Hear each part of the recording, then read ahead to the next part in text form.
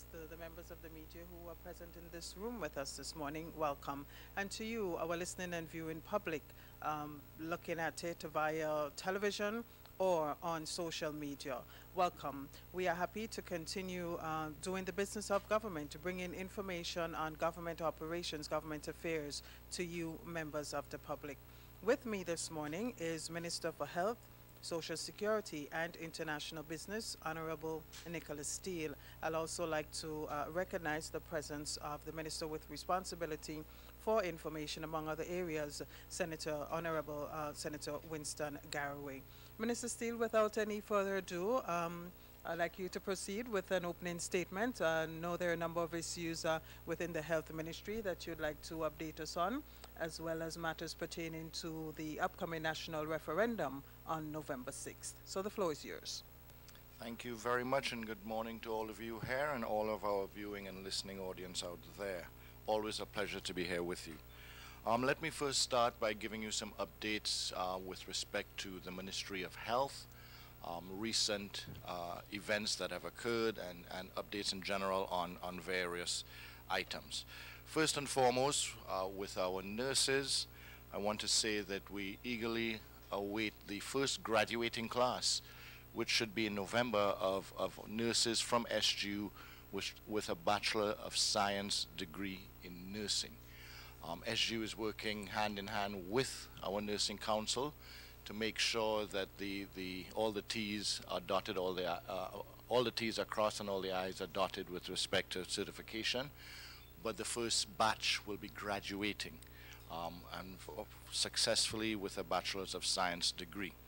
Doctors, to say with respect to doctors, we continue to offer as many scholarships as possible for our doctors, in particular with respect to the hospital. We now have fully in place our new hospital administrator, and we are beginning to see our director of hospital services beginning to see and feel the impact of her being here. She has hit the ground running, so to speak, and interacting with members of the public, I would think, as well as the doctors and nurses and various medical personnel at the hospital. Phase 2 of the hospital, as you can see, that building is almost complete. The update is still to say the same. The critical path, i.e. what has to be done for the opening, is that the connecting corridor between the existing hospital and phase 2, that needs to be built, constructed, and in order to do that, the current location of the kitchen needs to be relocated. We're in the process of doing that. The other critical item is the elevator that has to be installed and the various equipment that has to come in there. I do expect a change, one, in public opinion and the level of service that we are offering the public with respect to accident and emergency with a new facility.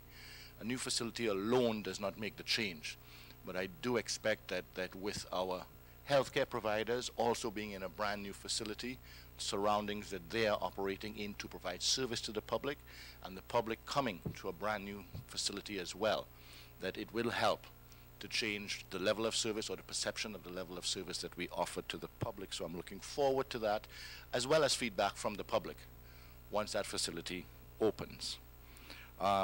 With respect to Princess Alice Hospital, we were very proud a week ago to have received from Pan American Health Organization, or to commission Princess Alice Hospital as being the first climate smart or climate resilient facility in the OECS. There is a process that we, any country, to have it certified, and that is first and foremost, Pan American Health Organization comes in and does an evaluation of your current facility, tells you what needs to be strengthened, what needs to be changed. We did that. We received funding from European Development Fund. We had a project which was totally independently supervised by Pan American Health Organization, and they handed back to us last week the first climate smart, climate resilient facility. That means not only is the structure more secure to survive a hurricane or any earthquake or so, but also with respect to water storage, with respect to photovoltaic cells there to allow the facility to operate off-grid for a number of days after a natural disaster or event. We also had, in the last 2 weeks, we hosted a very important conference here in Grenada, Health and Climate Change, which had environmental and health ministers from all over the world, as far as Seychelles and Maldives, were here with WHO officials, as well as Pan American Health Organization officials, as well as Green Climate Fund and World Bank were here present in Grenada, in which an action plan with respect to health and climate change was developed, certified, and signed off by WHO, and they will be passing that back not just to the Caribbean and CARICOM region, but to all small island developing states as a whole, an action plan on how we are to deal with the effects of climate change from a health perspective. We also had, in the last week, a meeting of the OECS Pharmaceutical Procurement Services, which was a board meeting of all the health ministers here in Grenada, as well as an OECS health ministers meeting in Grenada as well. It's been a very active week in the last 2 weeks, or a very active 2 weeks. I also want to announce, again, some of you were present. I want to thank you for being there, that last week, Friday, we had the sod turning ceremony on the St. John St. Mark's Polyclinic. That facility construction we expect, and we're pushing for the contractor to actually be on site, if not this week, next week, to start physical construction of that facility that will serve the St. John, St. Mark's, and St. Patrick's area. It is a polyclinic, so it is not just your regular health center. It will have increased or improved facilities, as well as services being offered. It is designed to interact with the public from the point of view of promoting healthy lifestyles, as well as having emergency or triage facilities there, so that individuals with emergencies don't necessarily have to come all the way down to the General Hospital or Princess Alice. So that takes care of what has happened just in the last 2 weeks. Next week, I expect, if not this week, to invite you all to a first of 2 handing over ceremonies, where the Ministry of Health will take receipt of 2 brand new ambulances, and then before the end of November, 3 more brand new ambulances, which will bring our complement of ambulances within Grenada to 10. 10 is that magic figure which Pan American Health Organization and other independent entities has said is the proper or minimum complement of ambulances that are needed to provide proper ambulatory service to the Grenadian public. We started this year with 5, we're ending this year with 10, and continue to upgrade our ambulatory services throughout the island. New ambulances are not all that makes the difference. It's also a need to have, and we expect, and we have very qualified individuals, but we need them responding in a timely manner, and I expect that they will be very happy to receive the new ambulances, but also to respond and react to the public when calls are made for an ambulance. Let me change to the referendum now. Coming up on the 6th is our referendum. Just to make some public announcements with respect to that. Referendum is like an election, so therefore those of you who are going to vote, and I expect many, if not all of us, will go vote. You go vote at the polling station that you would have voted at the last election. So just to clear up if there's any confusion or misconception, wherever you went to vote in March, on March the 13th, that is where you will go to vote on November 6th, the same polling station.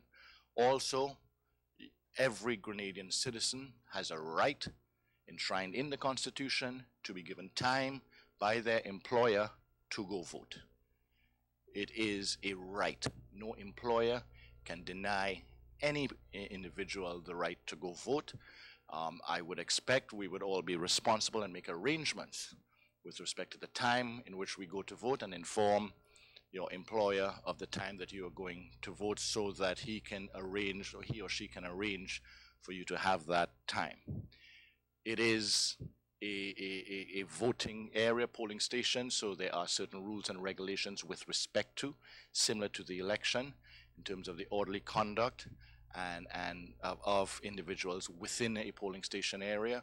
Most of you will have seen already the marks on the roads, clearly identifying where polling stations are, and the rules with respect to voting are the same for an election within that polling station area. So the consumption of alcohol, the congregating of people inside, etc., only to line up to vote, and then you are to leave the voting area. I do have with me what I'm told is a sample copy of what the ballot will look like. On the top are the instructions. Here would be where your voter's registration number would go, and the initials of the presiding officer to say that they have verified that. These are the two boxes. We are accustomed during elections to have symbols representing political parties. This is a referendum. It is not a political election, and therefore the boxes have two symbols, one with a thumb up if you are in favor of the referendum, and one with a no and a circle and a line if you are not in favor of the referendum. Those of you who are going to vote will put an X or a mark within the box with respect to the decision that you have for our referendum. A yes, you would mark here, or no, you would mark within this box here. And then it will be explained to you with respect to the proceedings and what to follow, and the instructions need to be followed that are given to you by the presiding officer or those who are working within the polling station. Like an election also, an individual does not need to have a voter registration card to vote at a polling station. They must have their name on the list, and they must be identified or recognized by the returning officer or individuals within the polling station who are working for the Election and Boundaries Office. It is safer for individuals to walk with their voter registration card and a form of ID, but it is not absolutely necessary for you to have that to vote. But again, it is safer and better for individuals to do that when you are going to vote for our CCJ on November 6th. So those are the updates I have. Again, finally, too, the polls. Polling stations are open from 6 a.m. to 5 p.m. 5 p.m. voting is supposed to stop unless individuals are in the line at that point. At 5 p.m., whoever is in the line must be allowed to vote, but individuals who come to polling stations after 5 p.m. will not be allowed to vote. So having said that, thank you, and I open the floor to questions.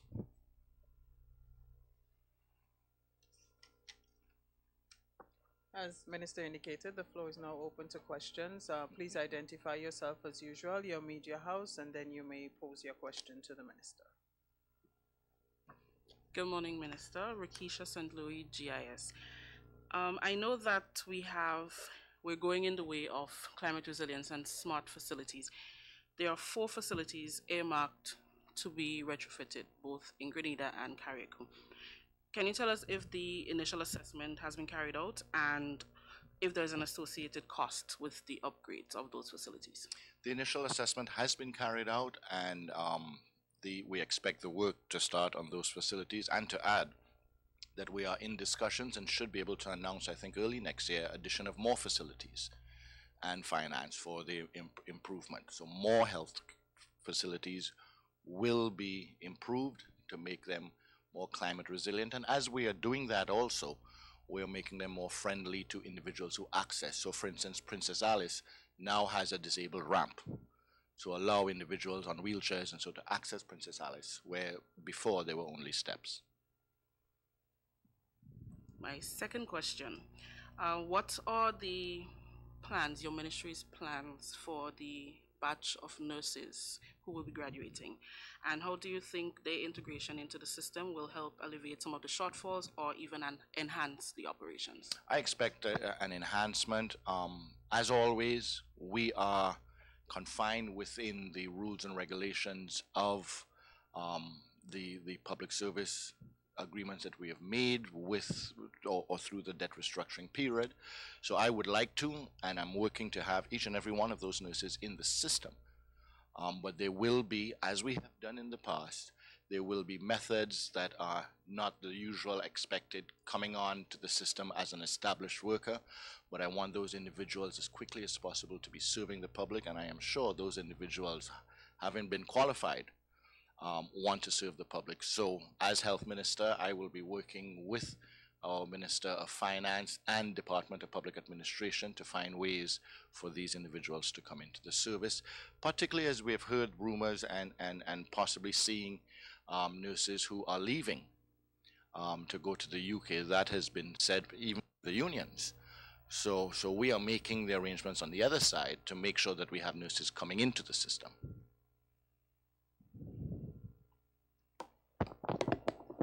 Good morning, Karima Lewis, the New Today newspaper. Would you be able to tell us how many nurses will be graduating in November? The first batch is 16.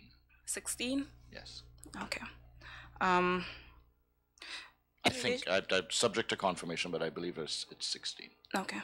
In relation to the ambulances, the 10 ambulances in total, can you tell us how that translates itself into the health sector's readiness to deal with the demands? Well, what we've done is independently have these a study done through NADMA as well as Ministry of Health and recommendations from a Pan American Health Organization with respect to the placement of these ambulances, so where they will be. Some ambulances, as expected, will be based at the General Hospital, at Princess Alice, at Princess Royal, but other ambulances will be strategically placed at health centers within Grenada so that they can readily, or police stations, so they can readily react and reach people to bring them to the nearest or appropriate facility. Okay, I have another question. Would you be able to confirm whether or not you have shares in the laundry department at Silver Sands Hotel? Whether I have what? Shares. Shares? I wish I did.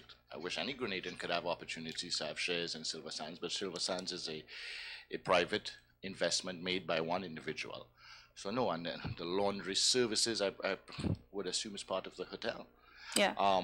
If you are saying that you have information that they're selling shares to the public, please get some more information so that you can inform the rest of the public so that they may have an opportunity to purchase shares in any part of Silver Sands. I think it is a worthwhile investment for any Grenadian to participate in, but no, I am not a participant in that. But I guarantee you, if I find out that they are selling shares, I will make a public announcement and allow other Grenadians to participate first. And there are rumors that some agents are calling top hoteliers on your behalf, asking them to switch from the Grenada laundry services to Silver Sands laundry services. I think those would most definitely be rumors, and if anybody is using my name inappropriately, even in association with a unfounded rumor, I would take action with it, definitely.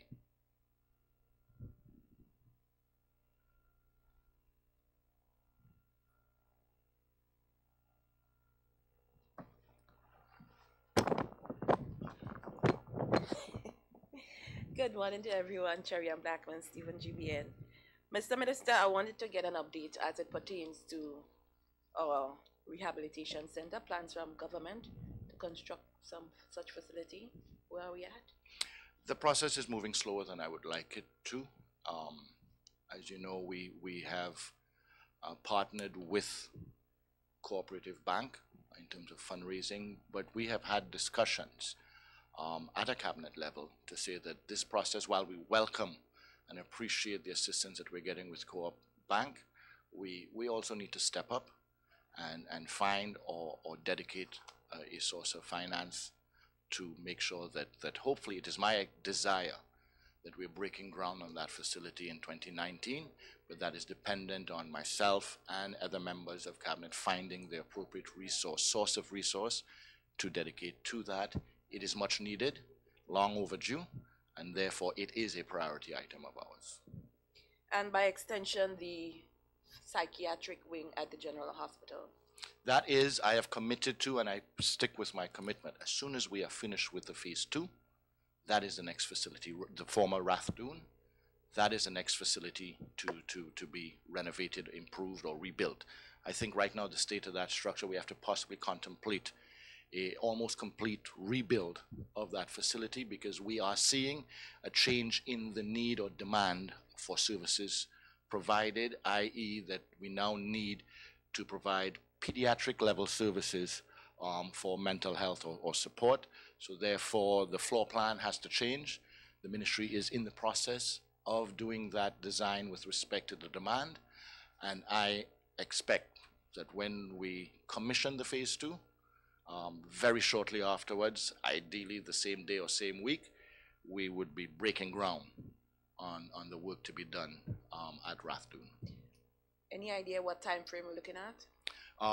I expect that we would be complete on phase 2 end of first quarter into the second quarter next year. So I would say within the first 6 months of next year, you will have, if not a definite update on the start time of Rathdoon, a start on the work at Rathdoon. Have you had any complaints or reports regarding the medications that are given to persons at the mental facility? No, I have not. I have not. If you have, please let me know so that we can investigate it. But I have not received any reports on medication or complaints about the medication. In general, that would be an item dealt with it by the CMO and the head of pharmaceutical services, as well as the head at Mount Gay. Now, if it is a serious matter, I expect it to be brought to my attention, but at this point, I have not been informed of any issues. Okay, what I have been told is that some of the medications are very much outdated. So. No, I'm not aware of that. There is a policy, island-wide as well as throughout the OECS, that we follow with respect to medication and expiration date of medication, etc. If that policy is not being followed by any individual, it is exactly that, an individual not following that policy, and the ministry would take that issue very seriously. But I don't have any information on that. Okay, as it pertains to cancer, we know that that is one of the major leading cause of death in Grenada. Has government done or planning to undertake any particular study when it comes to that? Medical practitioners are telling you that they're seeing more young people coming in with cancers and so on. So what is being done by government to give this a little bit more priority? But there are two things that have been done already. One is that there is an oncology department at the General Hospital now, and we upgraded the facility with respect to the mixing of oncology medication to make it safer for the individuals who are doing that, and constantly revisiting that to make sure that there is improvement or constant improvement on that. So the service is being offered at a limited level at the General Hospital, where it wasn't being offered before. Last year, or earlier this year, I think, we also signed an agreement with an organization in Antigua, because it was agreed before I became health minister that there would be centers of excellence, so to speak. And the Center for Oncology was said to be in Antigua. We signed an arrangement with that entity. It's a PPP arrangement between Antigua government and the individuals, but we have signed an agreement with them which would allow Grenadians to access treatment there at a fixed amount. That amount, in my opinion, is still high, but much lower than it would be anywhere else in the world. I believe the amount is $10,000 US, but that is for a complete treatment on whatever the case is. We are also seeing, as you are very much aware, an increase in the amount of cancer cases, and are addressing it from the point of view.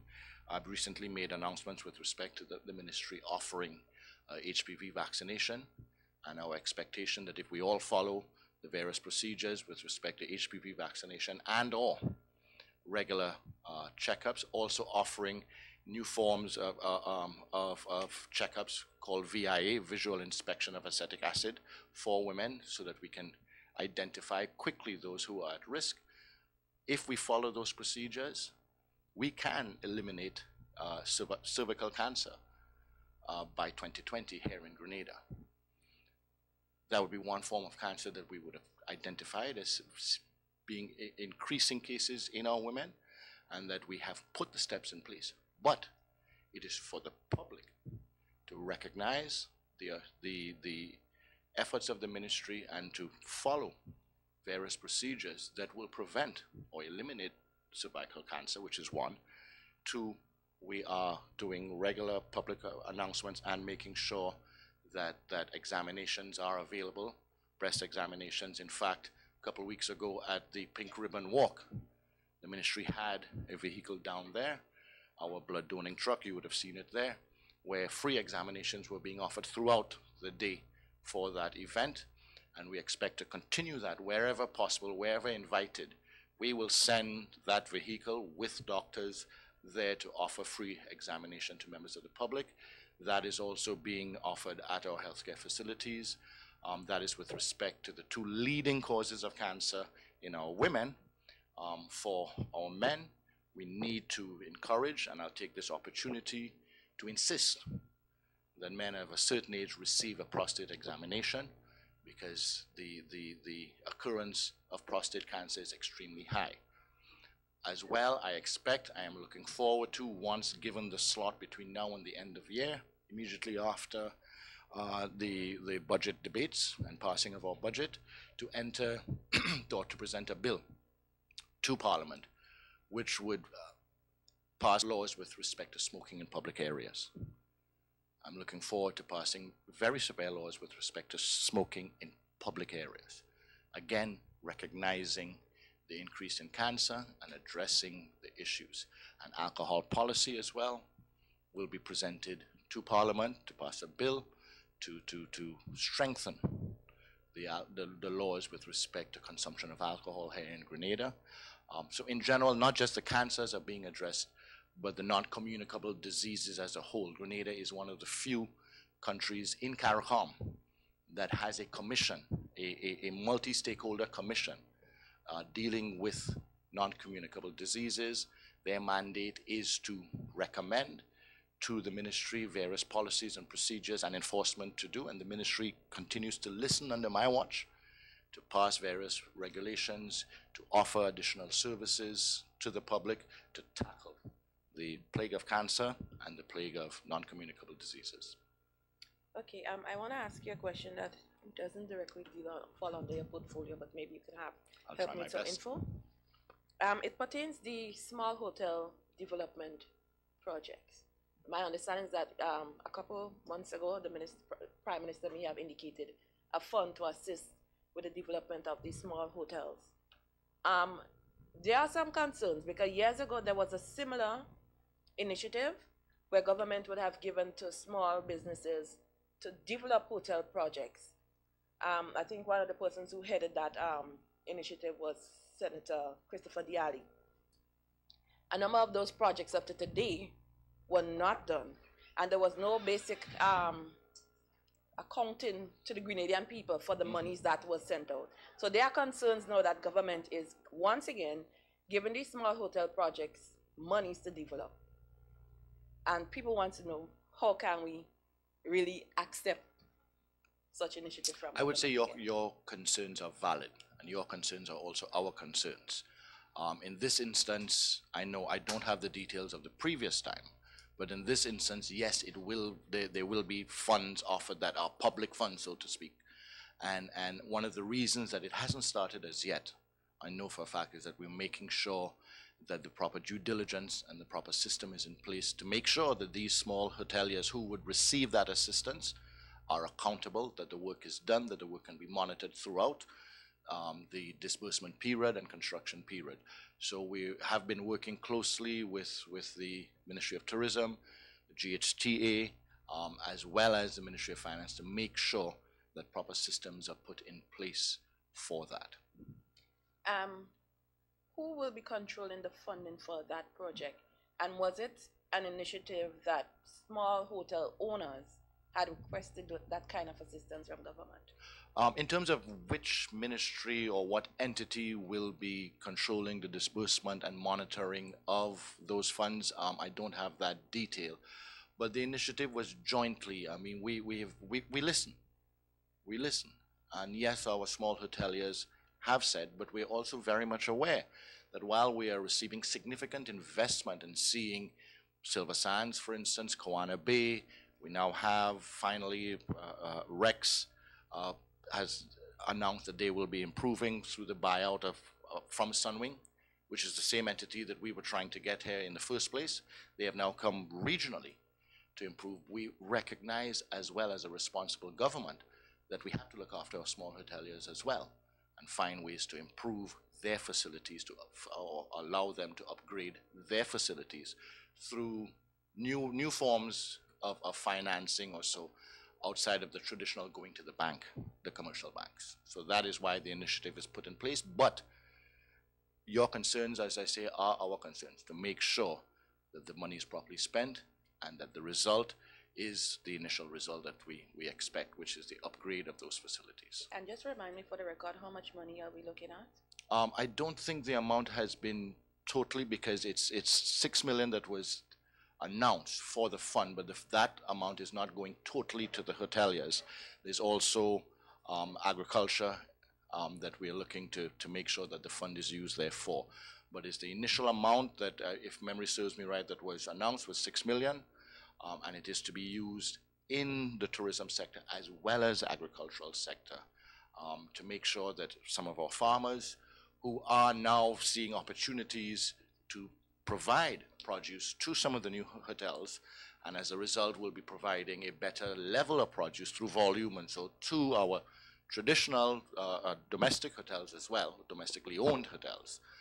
We recognize that we should make some financing available to them as well, so that they can upgrade their facilities. And these are 100% grant financing? That I'm not sure of whether it will be 100%. I think in my opinion, it shouldn't be 100% grant financing at all. Because it's not a cookie cutter that you can say that each one should receive grant financing. There may be individuals where, for a small farmer or so, it may be necessary, but I truly believe that you should find some way of paying back wherever possible, or in all instances, to hold the individual accountable, because it's an upgrade to make them more marketable, whether it's a hotel or a farmer. And that once held accountable to repay, then that's one way of making sure that the money is properly spent wherever it is, and that when it's put back, that it can be used to help someone else. Thank you.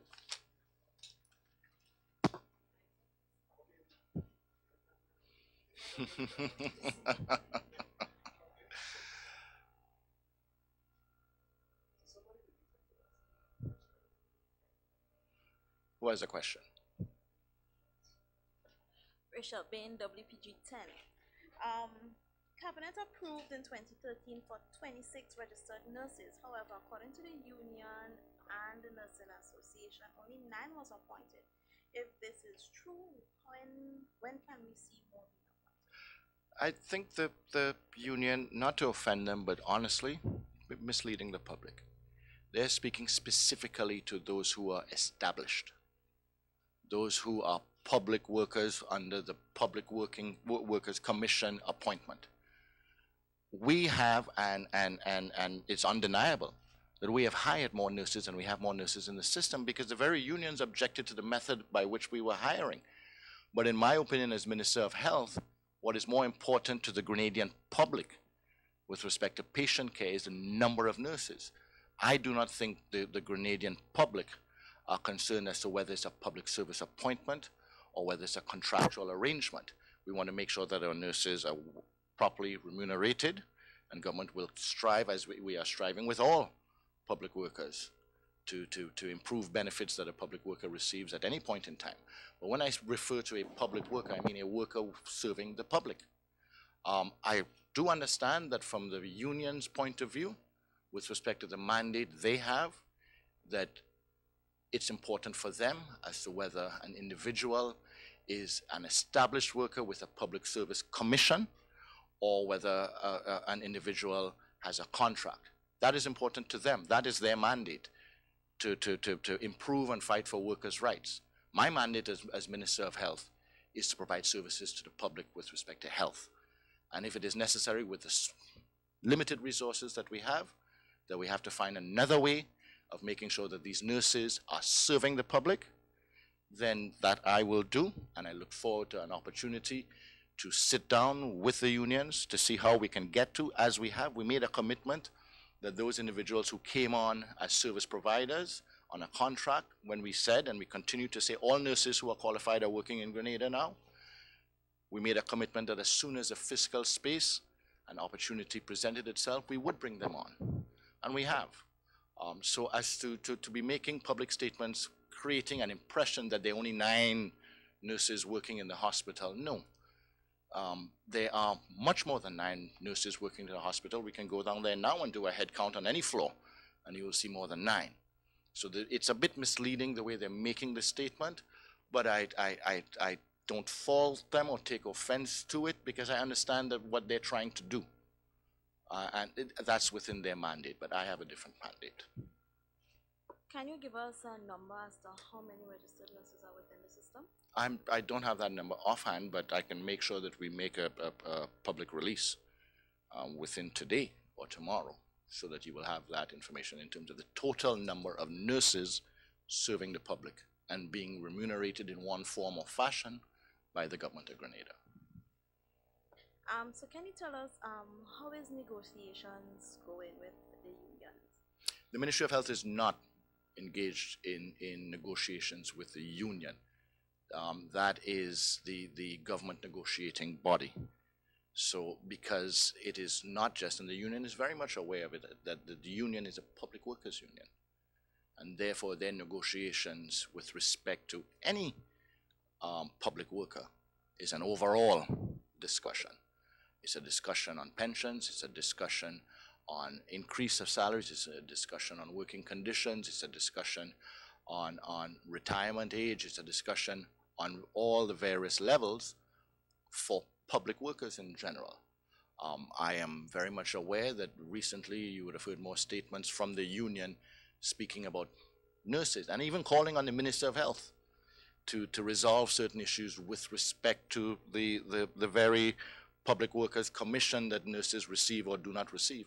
But the union is very much aware, and I can make the statement, public statement, that is not a discussion that the union has with the Ministry of Health. So do you believe that the union is disseminating information in a distasteful manner? I wouldn't say distasteful. I'm saying that they're not being fully open and honest with the public.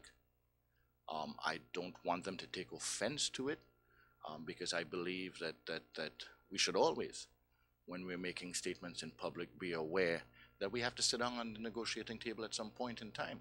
So the union has to sit with government at some point in time, as they are doing now, to discuss the various issues. So I'm not about to be calling names and so, but I do find that the statement was a bit misleading, because you are asking the same question to clarify.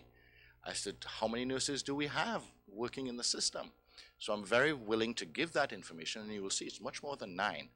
And if you look back at that soundbite made to the public, it creates the impression that there are only 9. Sherry and Noel, Government Information Service Minister. I have 2 questions to put forward to you.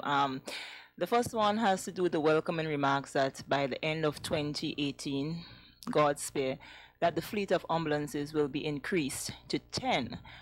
One of the concerns is that when a call is made, the ambulance is at the whichever location, but the staffing of the ambulance for it to go out, what is the priority in terms of ensuring that the first, because they're considered as first responders most times, that these ambulance will be well staffed and ready to serve?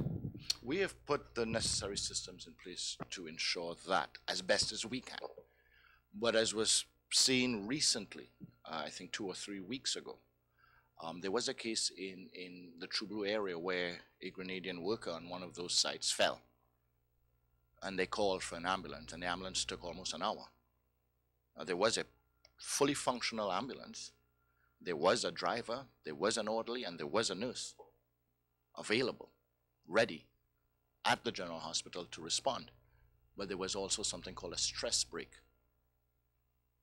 that the ministry didn't organize, but the union publicly said that they had organized a stress break. And because of that stress break, the Grenadian individual waited an hour for an ambulance. So we are doing all that we can to make sure that the people are in place and the equipment are in place. But it's not just us. There are other stakeholders that need to be responsible and make sure that we consistently focus on objective one, which is patient care. You also mentioned the graduation that would be had soon of some of the nurses and I think doctors and so on. February 25th and 27th, 2018, we'd have 2 ODI games in Grenada. One of the 2019. 2019, sorry. The 2 one-day internationals, West Indies versus England. And one of the concerns is how equipped and how ready would be your medical services. I know you mentioned about the second phase and what you're planning to do within the first half of 2019. But bearing that in mind, what is the government or your Ministry of Health doing now to ensure that come maybe from around the 22nd of February, when we have the influx of people into the island, that all systems would be in place should in case we have some sort of emergency that you would be ready to handle? Well, there are numerous discussions being had right now. There is a committee that's set up, multi-sectorial committee, to do the overall planning. So it's not just about the emergency, but I'm glad you brought that up, because as I just announced, by the end of this month, we'll have 10 ambulances on island. So we have an upgrade of facilities there. As of last week, we have an upgraded facility in Princess Alice. So throughout, it's not just in preparation. The work that the Ministry of Health is doing to improve patient care is not for the one-day games. It is for the Grenadian public. In doing that work, we find ourselves in a fortunate position that we are able to deal with any event, not just an event that would occur or possibly, God forbid, occur during the one-day games, but any event. So climate resilient, better ambulatory services, better facilities for Grenadian public. And also, because those facilities are available for a Grenadian public, they're available for any visitor that's here at any point in time.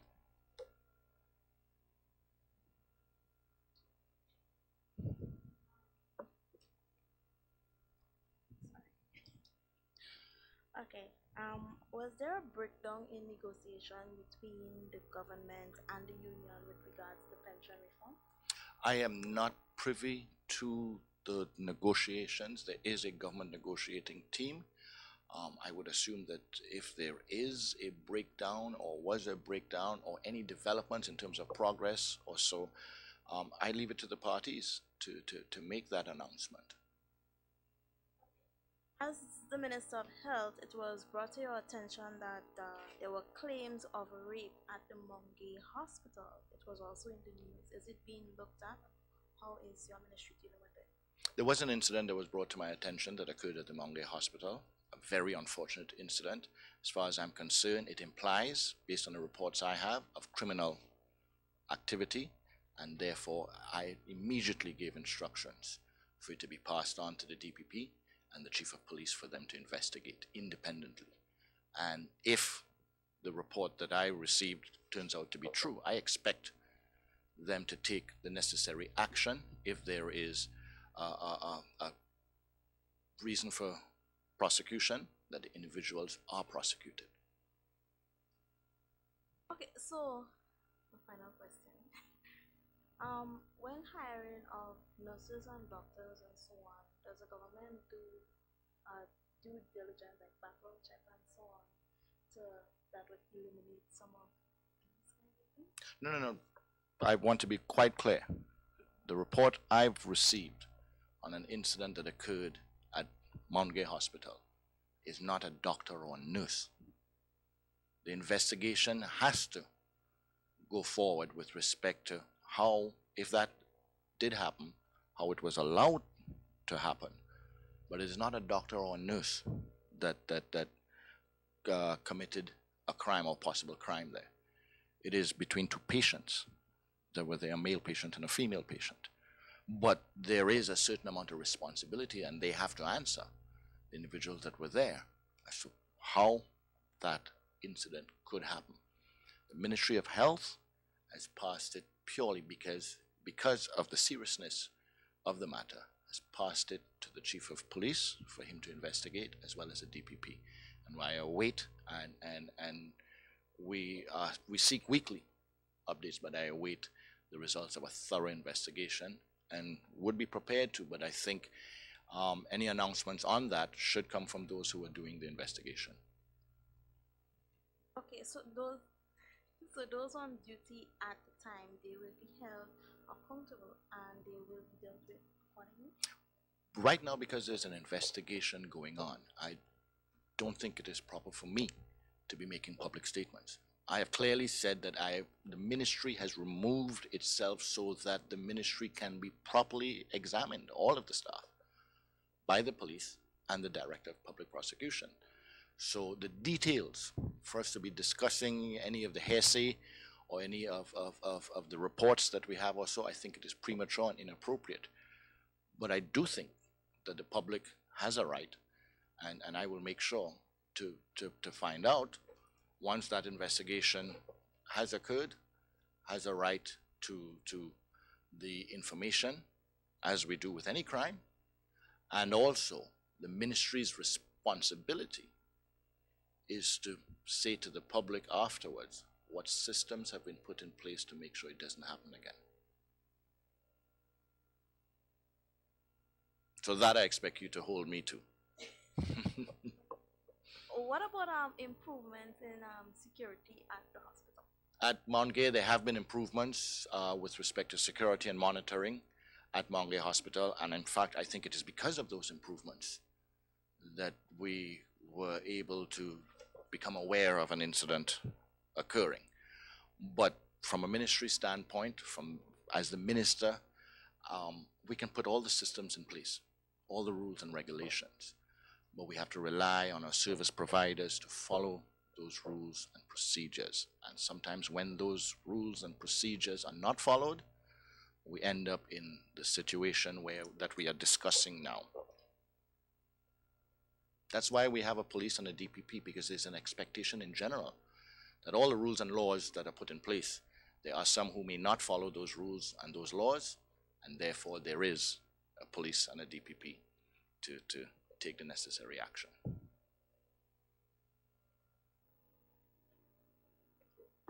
Do we have any further questions from members of the media? Okay, that seems to be all for today. Minister, I'd like to thank you very much. Would you like to make a closing statement, or do you think we just to say that as I've shown you, that just in the month of October, it has been a very eventful month that most definitely on so many levels is resulting in an improved patient care. And that is the line that you will hear me taking consistently. All actions that we are taking from the Ministry of Health standpoint are to be focusing on patient care, an improvement on patient care, and also in closing to say that I look forward to all of us on Wednesday having ink on our finger, having made a decision which I publicly have said, no, on Wednesday having ink on our finger because we voted on Tuesday.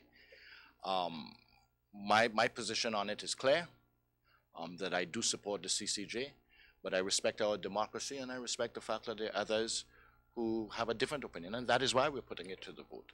I do hope that we are successful in moving to the CCJ, but primarily, first and foremost, I look forward to a successful referendum, and a successful referendum is the people speaking and having their say, regardless of the outcome.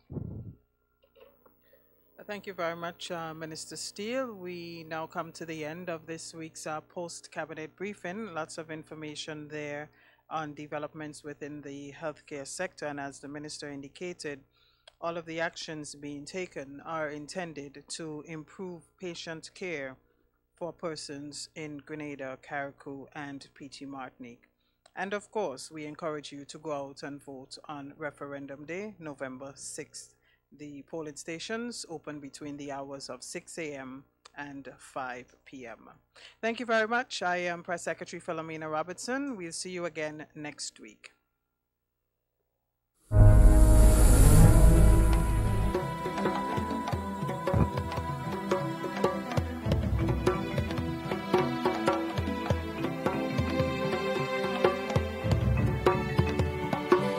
Our Grenadian people are proudly Caribbean, and we continually strengthen the bonds of the people of the region.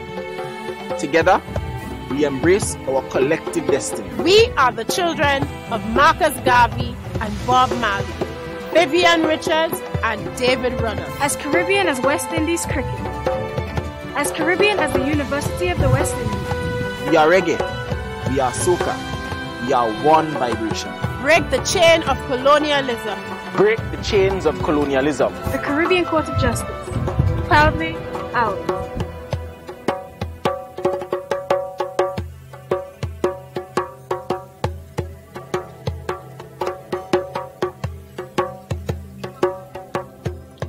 The Ministry of Youth Development, Sports, Culture and the Arts present Youth Week 2018, empowering our youth, shaping our community, protecting our future. The week of activities kicks off on Friday, November 9th with the Minister's Address from 8 p.m. Saturday, 10th November, Health Fair, 10 a.m. to 1 p.m. Cuthbert Peters Park, War, and the Fitness Revolution, 3 p.m. Concord Junction. Sunday, 11th November, it's the Peace Concert, Grenville Brush Terminal. On Tuesday, 13th November, ministers meet with the youth at Her Majesty's Prison. Thursday, 15th November from 5 p.m. It's the Imani Graduation, Youth Awards and Gala. And on Friday, 16th through the weekend, it's the National Youth Service Weekend. Every parish get involved. And on Saturday, 17th November, it's Youth Expo, Explosion Fashion and Cultural Day. 2 p.m. until at Hero Square, Victoria in St. Mark. So remember, Youth Week 2018, November 9th to the 17th.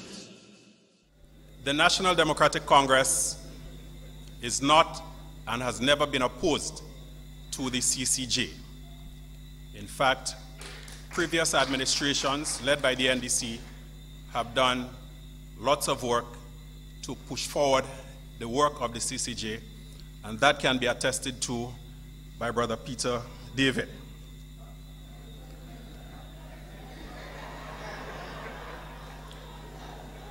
The CCJ is another step towards the achievement of Caribbean unity. And in the NDC, we know that eventually, one way or the other, the CCJ in its appellate jurisdiction will become a reality, not only in Grenada, but throughout the Caribbean. Ladies and gentlemen, this is not about me, this is about all of you and all of us. But I want to say one thing before we start. In 1979, a number of our young people did something that reverberated around the world. Something that it may not have lasted forever, but has. In a world of no cell phone and no internet and no fax machine or nothing like that, has established institutions that today we are very proud of. MNIB, National Insurance Board, and the airport. You know, we should have been the first one signing on to the CCJ. We should have been. I don't know what happened, but given what we did then, we should have been the first. So keep that in the back of your minds with those of you who have all the excuses in the world as to why we shouldn't do it.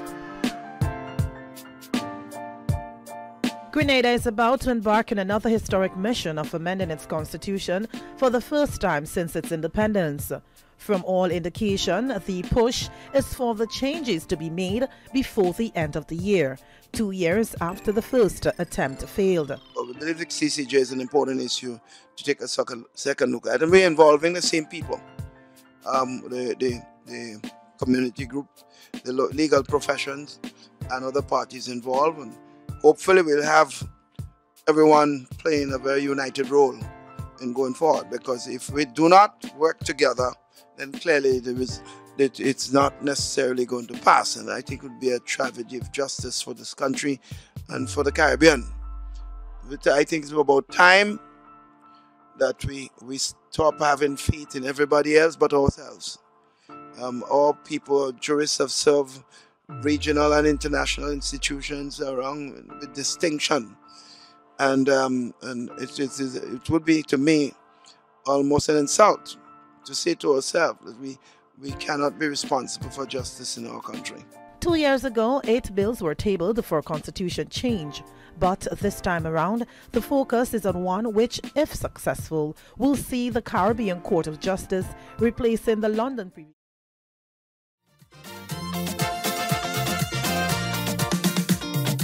It's grand celebration, endless jubilation, when independence day comes around. We keep saying we are free to chant our own destiny. And good morning once again to you, Grenada, Carriacou, and Petit Martinique, the rest of the Eastern Caribbean. Those of you listening, North America, South America, Central America, Asia, Pacific, wherever you are, we say a special, glorious Grenadian good morning to each and every one of you. Without delay. Hope that you're having a fabulous morning thus far. Quickly coming to an end. Caribbean people, this is another chance. Just a couple seconds away from the 11 o'clock hour. If you've got to be somewhere for 11 o'clock and you're not there, you're late. This is Hard Talk. I'm flying solo this morning. My name is Sheldon Scott. I'll be with you up until the 12 o'clock hour. We're live on 97.5 City Sound FM, 89.5 CRFM, 92.9 Sister Isles out there on the beautiful Sister Isles of Carriacou and Petit Martinique. And in Brooklyn via 94.9 Noise Radio, We Vibes family. Oh yeah, oh yeah. We're also online on Hard Talk Live on Facebook, www.hardtalkgrenada.com. Also on YouTube, Hard Talk Grenada. You can find us on the City Sound website and the Noise Radio website as well. You can also find our link on Sister Isles online link and the CRFM online link. Executive power, beautiful flags and anthems. I'd like to say a special good morning to all of you into the chat this morning. Good morning, Genevieve, Veronica, Linda, Imelda Francois. Ron, Coast Guardsman. Good morning to you and Steve Avron. Each and every one of you, a special, glorious Grenadian good morning to you. Remember to like and share the program. We've just completed the post-cabinet press briefing. Morning, Listra. Why should those who don't understand? And you heard some wonderful announcements there from our Minister of Health, the Honorable Nicholas Steele. We are in the Caribbean, men and women of distinction. So for the CCJ we must vote. Now, PAHO and the World Health Association and so on, they have been saying to Grenada that you need a carrying capacity of at least 10 ambulances on island, that you need at least 10 ambulances on an island. For the population of Grenada, you need at least 10 ambulances on island. And as the minister would have mentioned, at the beginning of this year, you started the year with 5 ambulances. And you have 3 more that should be coming in, 2 or 3 more that should be coming in this month. That will bring to total, because otherwise they got 2, that will bring the total to 10. So we're meeting what the PAHO and so on have been saying is what we need to have in relation to transporting individuals from the location of accidents or so on, or where they fell ill, to transport persons from those locations to the general hospital or to other medical facilities. So we're asked to have 10. That has been achieved. Without delay. You've also had the turning of the sod on the Guav Polyclinic, yeah? This is another chance. A facility that's going to deal with the west coast of the island. You see, in case you have something that cuts off the west coast of the island from the south of the island, where you have the major hospital facility, you must have a facility that can at least bear part of the burden for the period of time it's going to take to get things open back so people can get down to the south. We have had situations like that before. Tropical Storm Lenny in 1999, in which parts of the road, for instance, in the, not Grand Mall, the Fontenoy, that's Fontenoy or Grand Mall? Fontenoy, yeah, Naz, where the road had broken there? Yeah, in the Fontenoy area. And you also had that happening in the Palmis area and one or two other areas where the road was destroyed. And therefore, the people of St. John were having problem getting from St. John and St. Mark and St. Patrick. They were having problems getting to the south of the island.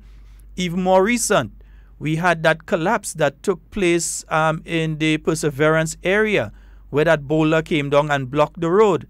And therefore, had it been a situation that somebody had to be transported from the west coast down to the south, there would have been a problem. Even with the alternative route that was being used at that time, there were several problems, yeah?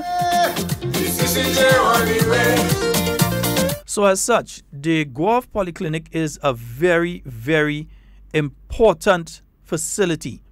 Yeah, it is a facility that the new National Party administration had been working on prior to 2008. That funding had been secured for, and that was basically allowed to fail under that administration, the NDC administration. Then the new National Party came back in, and the parliamentary representative for the area has been most vociferous, most active, along with the ministers of health, former minister Clarice Modest and present minister Honorable Nicholas Steele, in ensuring that that facility comes to fruition with the assistance of the entire cabinet. Yeah? So you have the Guelph Polyclinic, the sod has been turned on that. But that's not all. Also you have the outfitting, the final outfitting and so on. Yeah? Also the final outfitting and so of the new accident and emergency facility. Williams would have been proud to say, oh yeah, the CCJ all the way.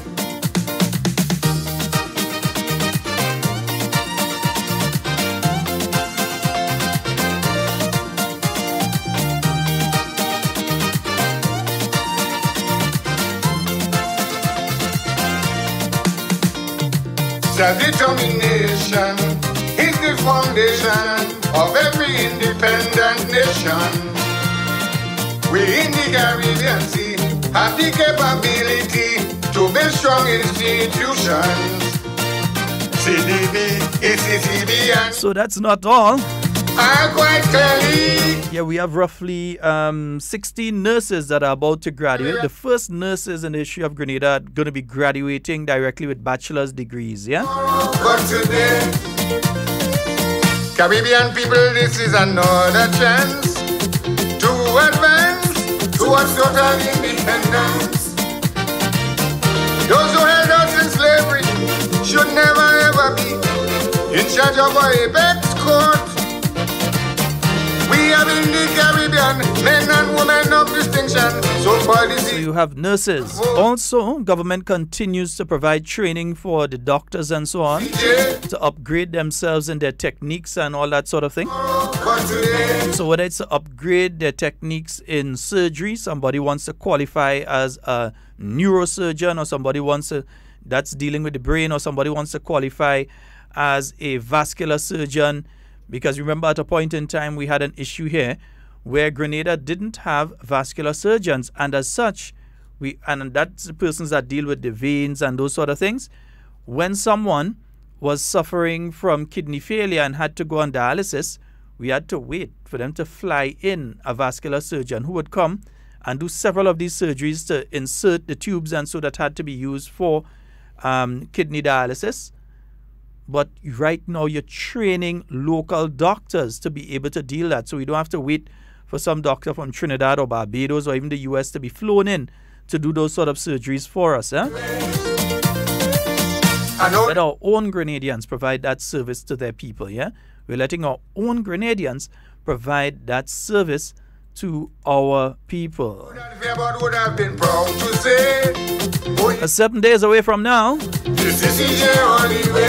we will be heading to the polling stations and making a decision as whether we're going to stay back or move forward. Whether we're going to be forward ever, backward never, or whether we're going to be backward ever, forward never. We're going to be finally making that decision next week, Tuesday. It's time to vote for Caribbean quota. If Maurice Bishop were alive, how do you think he would vote? Me people ready to vote. I said they're ready to vote. We voting yeah. If Eric Matthew Gary was alive, how do you think he would vote next week, Tuesday? Yeah? I have to ask you all that question. We have a caller online. Good morning. Hi. Yes, morning. Morning, my dear. You just mentioned something about doctors being trained in different areas, and you talked about the kidney failure thing. The dialysis. Right. I was talking to somebody not too long ago, and concerning Grenada and our health system and so, and I get the impression that we have a number of doctors out there in out in the other world. And I was thinking, isn't it possible for the government to negotiate the youth, ask them to volunteer, to come to Grenada ever so often, in the sense that, okay, let's say you have 10 dentists or so, nose and throat specialists and this sort of thing, so that they can come for a year or 6 months, as the case may be, and they go back to their country and continue their, go back where they're practicing and continue their services out there. But this year or 6 months or whatever is a means where they can give back to the country. I mean, yes, we do not have the facility, well, not the facilities, I'm thinking of the benefits, right, that they may need or they can get out there for they to look after themselves when they get old. But I'm thinking, these sort of short-term breaks that they can do in our country. And as a matter of fact, it could even be something that within the OECS. You understand yes, what I'm trying to say? I'm listening, yeah. Yeah. So, so they could come and give back to our country, and yet we have because we may not necessarily need a heart specialist, 2 or 3 heart specialists. But you have 6 of them out there from the Grenada or the OECS. And they come, maybe 2 at a time, come down and spend some time between the islands doing this specialized work. I agree it would be good. But considering the mindset of some individuals, I'll tell you this, do you know that we have doctors here in Grenada, many of them who have received scholarships that the government of Grenada has negotiated for them. I'm not saying that's the case with all. You're right. I'm saying many of them who have received scholarships that were negotiated by the government of Grenada or directly paid for by the government of Grenada. We have some individuals who, when they are told that they are being slated to work on the sister isle of Carriacou, bluntly refuse. But can they bluntly refuse? They're doing it. They're doing it. They're finding all sorts of loopholes and excuses as to why they will not work on the sister isle of Carriacou. And basically because they have a practice on mainland, and their practice may be around the town of St. George, and they find that the time that they spend in the government service, they don't make any money. They make all their money in their private practice, and that takes precedent for many of them. I'm not saying this is the situation with all. Even worse, right here in Grenada, on mainland, you have doctors who may be based in St. George, but are told, we need you to go to Princess Alice and provide service. We need you to work as the doctor on call at the Princess Alice Hospital. And you have doctors who may be based in St. David or who may be based in St. George that bluntly refuse. They're not going to work up in Princess Alice. Okay. Well, they are bluntly refusing. Can they be forced, for want of a better word? The Prime Minister said something that was true out in Brooklyn, and you heard how certain people get on. You think you're going and force these doctors and so on right now? Well, I mean, And when I'm saying here, I'm not speaking in the broad sense that this is how all doctors are operating. I'm saying what is the reality. And if you speak to the staff at Princess Alice, the same way that certain people told me that's what takes place, the same way they will tell you. The same way. You hear the stories of people that just bluntly refuse to go to Carriacou and work. The same thing you'll continue to hear. So then what, have they repaid their loans as such? That or system... Is it that it's not loans they got, it's just... You see, the thing is... that cannot be repaid. They have, if they receive a scholarship from the government of Grenada, they have a certain amount of time that they have to spend within the public service and so on. Once that time is expired, they can do as they want. But let's say you have somebody who is a specialist in a particular area. Let's say the person specializes in let's look at the same area of vascular surgery. Let's say that person the government has provided the funding to train that person or the opportunity to train that person. And let's say they have to stay in the government service for 5 years, and they've spent their 5 years. Okay. Let's say they've spent their 5 years. You think government can tell them now, well, you have to go to this location. That person is now free. Some of them relocate, and some doctors that have been trained here and trained by opportunities provided by the Grenadian people are not even on island. Are not even on island. But is it because they refuse to come back? I think it has a lot to do with your level of patriotism. And some people look past the patriotism and see the dollar. But it has a lot to do with your patriotism. I know doctors right now who are based in Grenada that could probably make 2 and 3 times the amount of money that they're making right now. But they have decided that the reason that they went and trained is to provide a service to the Grenadian people. And therefore, they are going to continue to provide that service to the Grenadian people. Regardless of what comes, they are going to continue to provide that service to the Grenadian people. Okay, well, that's a sad state of affairs. But maybe I'm still going to say maybe, if they know they're coming for a short period, you know, they're going to get paid. Obviously, they're not going to get as much as they can make out there.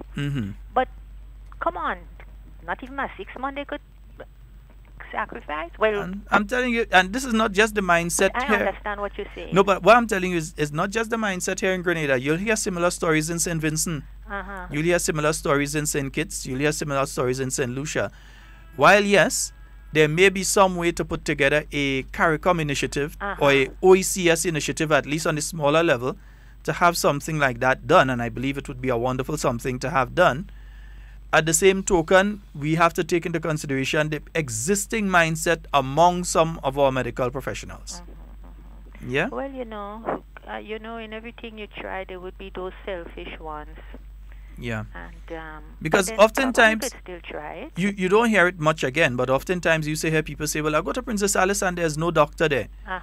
The time they're saying that, as far as the Ministry of Health knows at that time or knew at that time, there was supposed to be a doctor there. Because somebody was slated, somebody was supposed to be, somebody was rostered to be there. But those things are being sorted out. I think we have a very competent Minister of Health. It definitely needs to be. He has been doing an excellent job thus far. And when you look at the number of achievements that he's been able to have in his tenure as Minister of Health, in this short period of time, the amount of things that he's been able to achieve, I think he's been doing an excellent job. And definitely rates as one of the better Minister of Health that we've had. I would say so too. But I think, but oh gosh, I still have a problem with garbage, you know, and not garbage disposal, but garbage dumping and the littering. Environmental. And that falls now under the Ministry of the Environment. Remember, Grenada now has the Ministry of the Environment, and that falls more under there. But remember, that government has also moved on several initiatives over the past few months. One, remember the banning of the styrofoam and the plastics, and so the non-biodegradable. And I think we need to specify that the non-biodegradable styrofoams and plastics, well, not styrofoam, but there's a polyurethane. Styrofoam is a brand name, but polyurethane and plastics and so, That's one aspect of it. The other aspect is looking at recycling, but not just recycling as Grenada. There are many people that have expressed interest now in coming in and being able to take all the glass bottles out of the paper and the different things. But when you look at the volumes, for instance, a small island like Carriacou ought not to be having a dump site like Dumfries. It's a small island. Yeah?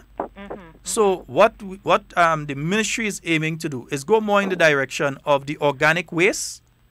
You deal with the organic waste in one way. Now, the organic waste can be used to produce methane gas, and so that could then be used for cooking and all that sort of thing. And then the solid matter itself can be used as fertilizer and so on. You know that? Yes, yes. Right. So that's one aspect. The metals obviously can be recycled.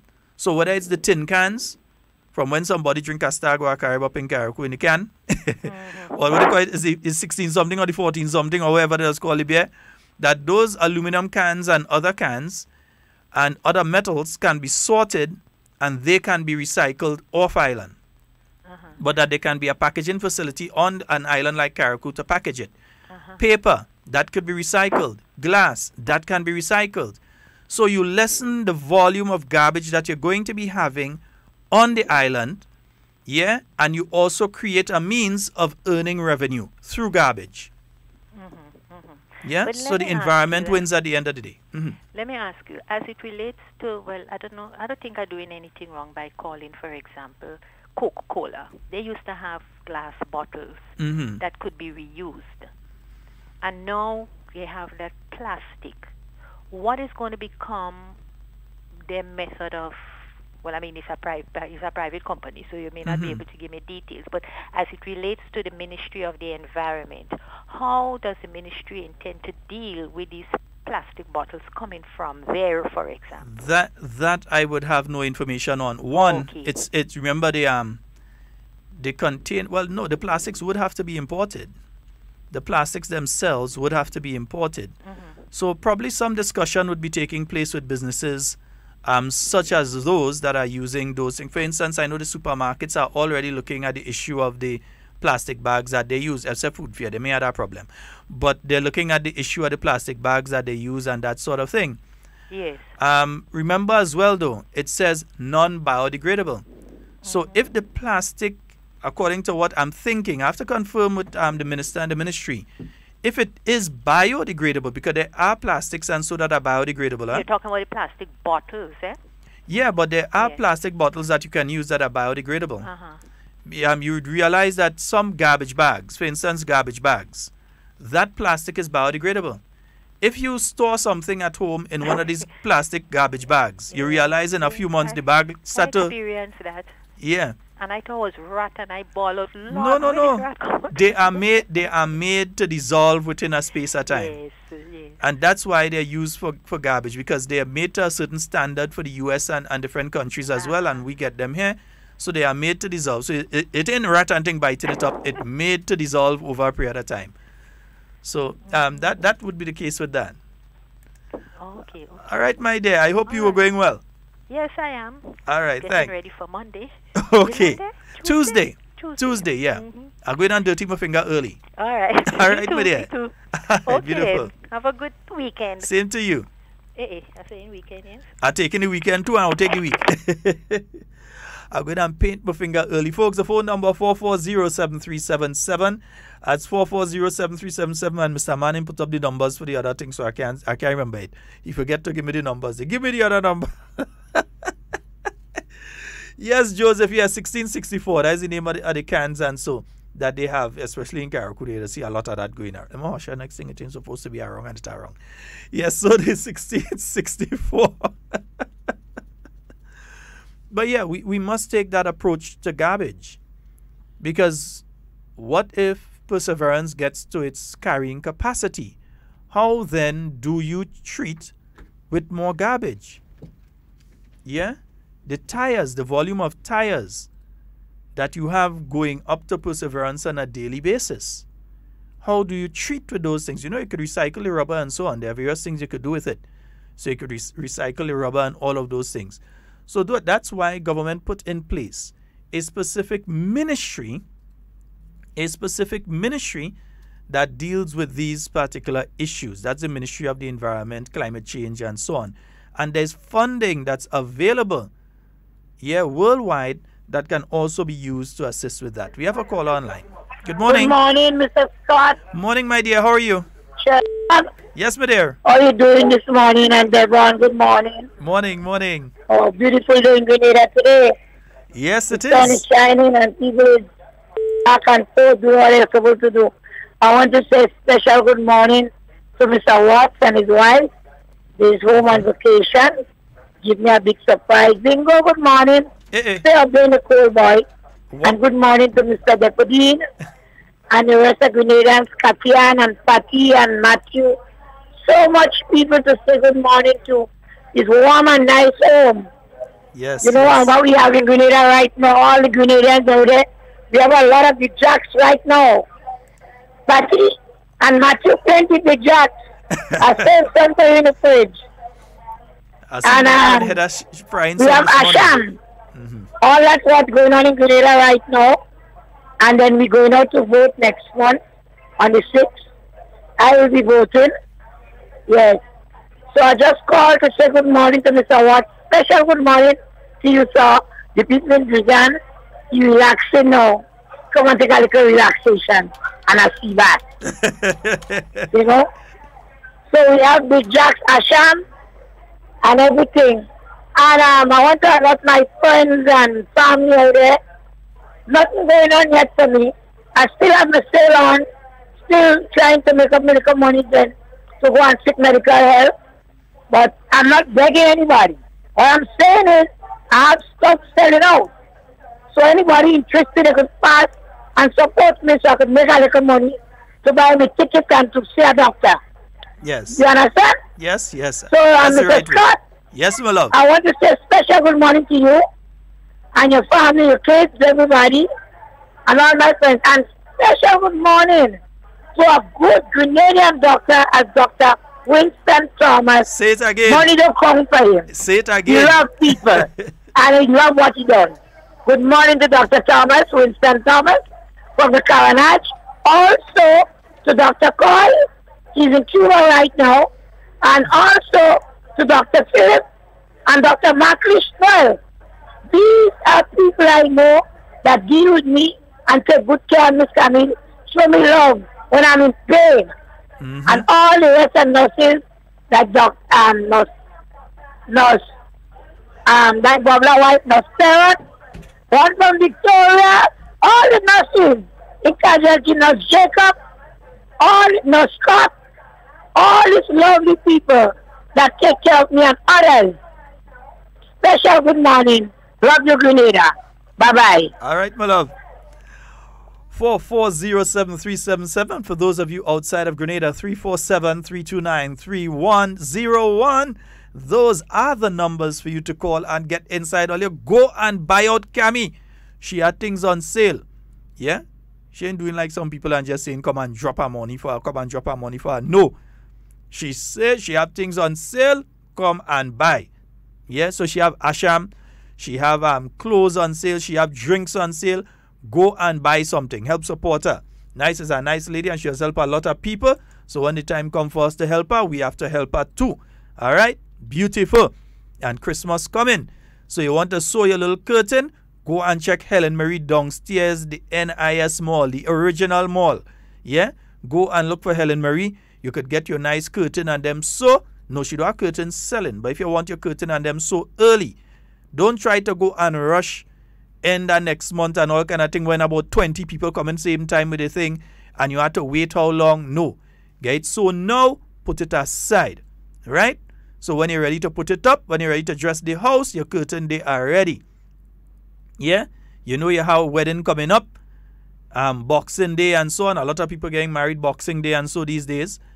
Or at the end of November coming up. You want to make sure you're done nice and neat. You want to take in a little bit on the suit. You want to take in a little bit on the dress. You want to take out a little bit on it and thing. Check Helen Marie. Make sure the clothes clean, eh? Check Helen. Or you could check Dali up there in St. Andrew. So she bad. I see Dali sewing all kind of jacket and all kind of thing right now. She doing thing for so. Folks, next week, Yeah, next week, Tuesday. This is what I'll be doing. Yeah, man. I say one Caribbean people support yes for our own Caribbean court of justice. How you mean? Warm to you like that. Grenada. Don't stand up, babe. We have to vote for CCJ. Don't stand up, babe. CCJ going all the way. Just look at this, our own Caribbean court of justice. Yes, that good for we. Now we have to spend less money. I take a vote. You take a vote. We take a vote. Vote for Caribbean justice. We have a call on the line. Good morning. Sheldon, good morning. Good morning to you. How are you, Curtis? The Prince of Carriacou. We're Patrick. When is election, as we vote in Buggles Community Center, this thing are we going there and vote or we have to listen? No, you're voting the exact same place that you voted during this year. That's where you're going back and vote. Oh, I understand you. All right, so you're going back to the same location and you're voting there. Center. Yeah, no, as far as I've seen, none of the polling stations have changed. Okay, so you're going to be voting the same place that you voted March the 13th. Okay, well, I get your point. Thank you so very much. All right, my brother. Good, man. Tell Patrick and everybody hello. Yes, indeed. 440-7377. That's 440-7377. That's the number for you to call and get on to the inside. Good morning. Good morning, Mr. Scott. Good morning, my dear. Yeah, when don't say I don't calling you, eh? When don't say I calling you. Oh, Lord. Yeah. Yes, my dear. Yeah, so what's up now? I'm good. Actually, I'm very, very good. You ready for next week Tuesday? It could have been this Tuesday. I was ready already. Huh? It could have even been this Tuesday. I would have been ready already. Oh, I hear you. Yes, but you ready. Ah. So you know where you're going. Long time? You know where you're going. I'll go and vote and come back already. All right. All this time, I'll be voting in the River Sally Government School. Nice. So this time, so you're supposed to finish vote already. Long? Right. I'm waiting to hear the results. We ain't letting nobody tie us up. Wait. Yeah, with all that kind of thing. Because if Maurice Bishop was alive, how you think he was voting? Well, you would have voted for it. If Gary was alive, how you think he was voting? Don't call that one name.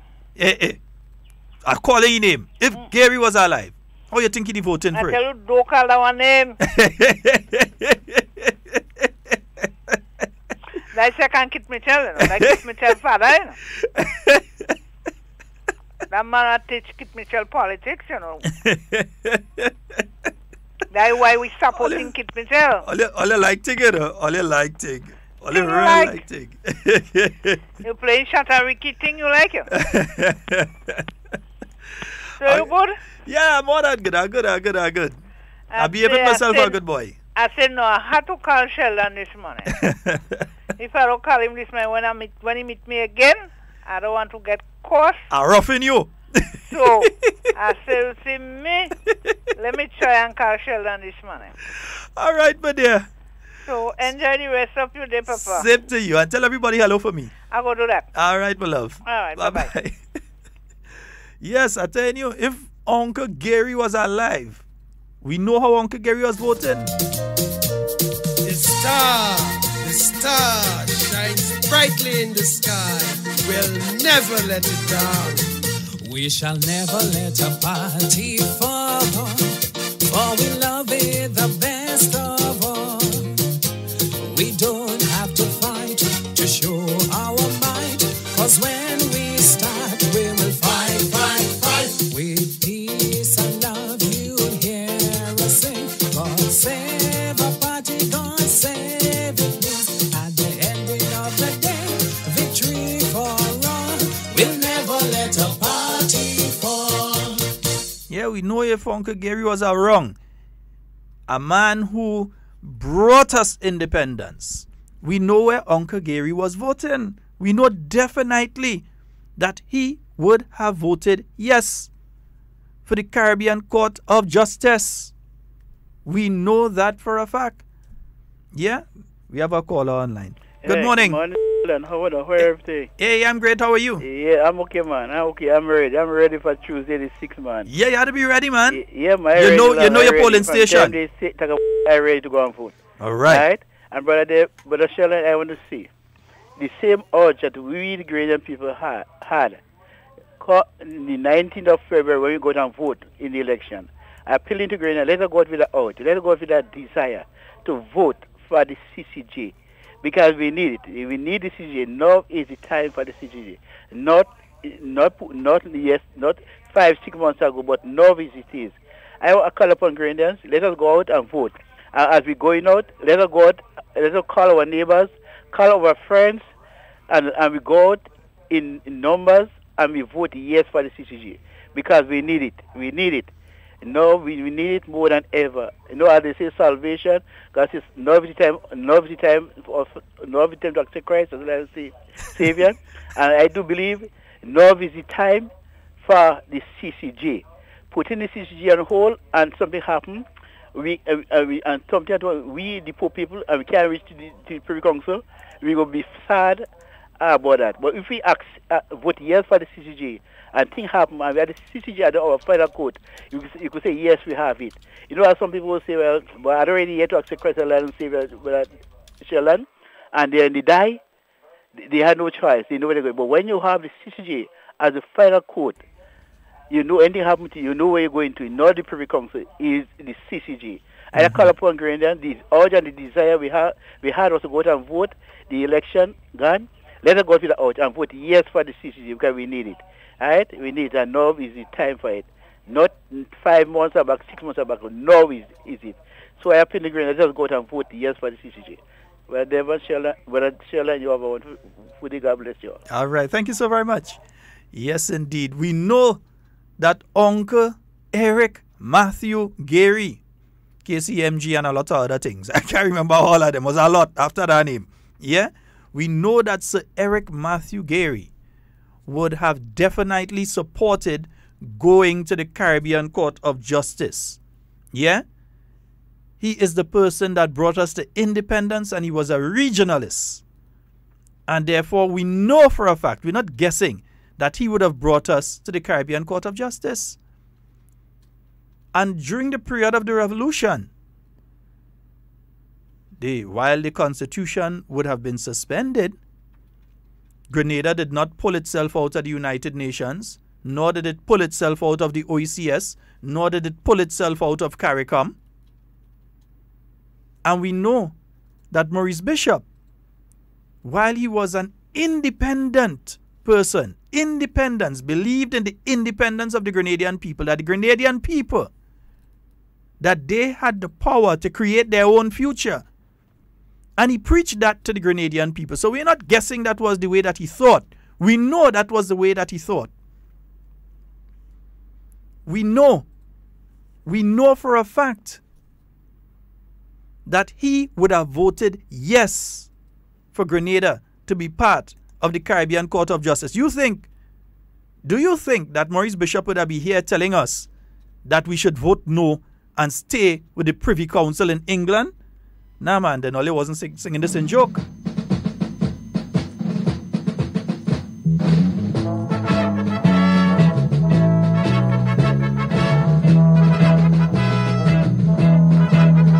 Rupert march to Humphrey House, forward march.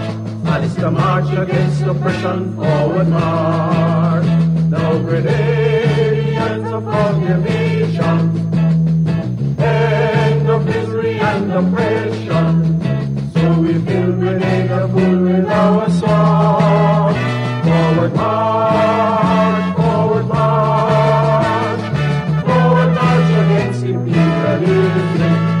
Forward march, forward march. Forward march against imperialism. Yeah, we know definitely that these two would have supported a move like this because they were progressive thinkers. We have a call online. Good morning. Oops. Oh boy, we seem to have lost that one.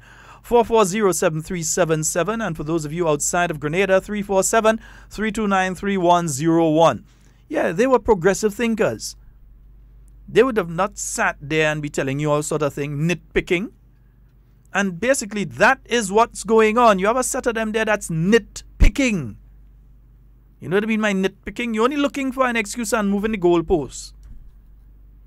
So today, they say, okay, we want to see A, B, and C included. I listened to a lie by Claudette Joseph this morning, saying that only a couple months that they've had the bill and they just had a chance to look at the bill in July and this sort of nonsense.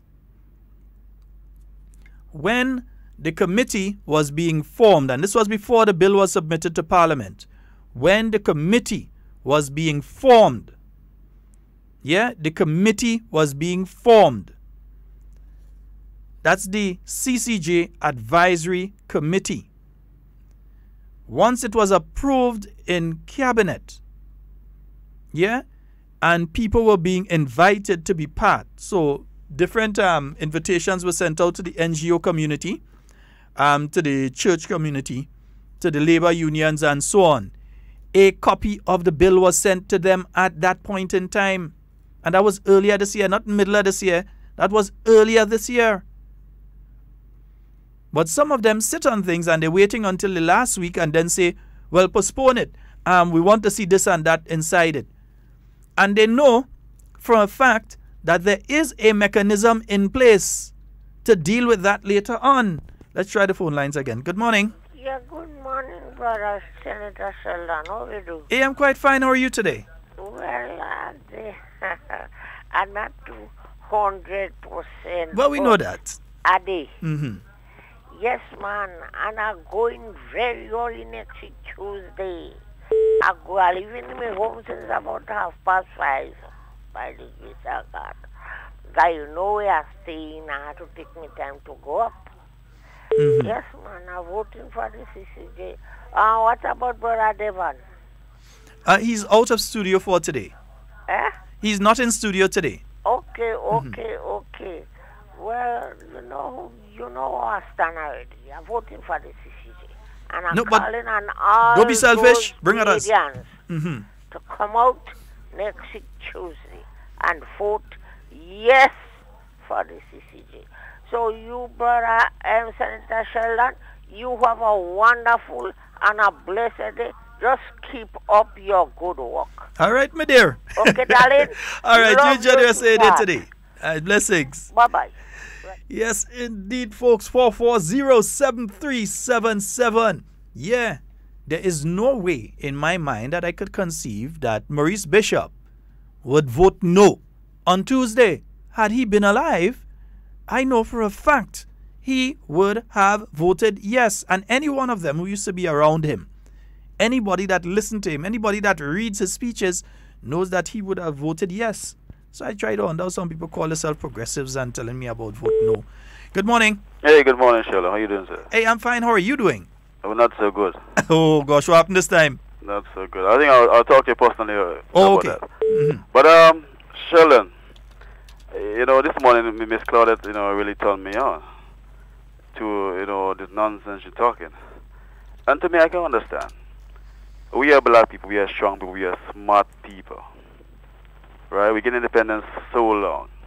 Right? Now, in the United States, right, President Trump, I think last month, picked a Supreme Court judge. Right? The man was accused of trying to rape somebody when he was 18 years. He still got appointed for life on the Supreme Court. For life, until he dead, He stayed here until he dead. Mm-hmm. Right? Now, the white man, well, I say the white man, I'm not racist. I'm just trying to say that they make their system so easy. And they have faith in their people. They have faith in their people. Here come we in the Caribbean here now. Here come we in the Caribbean here. We mistrust our people. Oh, we mistrust that. Come on. Come on. We are one of the brightest set of lawyers, even judges in the Caribbean here. Our system is so waterproof. But we still mistrust. Who are we mistrust? We were the first race on this planet, Sheldon. We were the first race. God make man in his own image and likeness. Civilization began in Africa. We were the first set of people on the face of the earth here. And still we remain the last set of people. We remain at the bottom of the table right now as black people. When are we going to rise? I am Mr. Claude talking about not now. If you're in captivity and you get a chance to run away, are you going to say, oh, rain is coming, I'm going to wait until tomorrow? Are you going to say the sun is too hot, I can't run in the hot sun? Are you going to say maybe I'll wait until I get the shoes? If you're in captivity, you run when you get a chance to run. So the point I'm trying to make is that we have a chance to set our own destiny, have our own coat. You can't wait until When are we waiting on? I don't understand. What time she want to wait on? Next year? 3 years from now? 4 years from now? To do what? Everybody that read the bill will come up with a different idea. That's the way the world works. That's the way the human mind works. You read something, you have a different mindset towards it. My brother, before you even go further, as you're saying that, they try to make you afraid of the bill. And the thing is, all the bill simply says, when you're going through the Constitution of Grenada, where it says, that's what the majority of the bill says, where it have the words, not Privy Council, it's not the word Privy Council, it's Her Majesty in Council or something like that, that's there. That where you have that, you take out that and you put in Caribbean Court of Justice. That's the main thing that the bill is doing, you know. Definitely. It's just changing the name from the Privy Council to the Caribbean Court of Justice throughout the bill. So when they're talking about the bill and saying section this, section that, section 2 might be simply that on line so and so you have Privy Council. By section 2 you're changing that to Caribbean Court of Justice. Then section 5 might be you have Privy Council here, you take it out and you put Caribbean Court of Justice.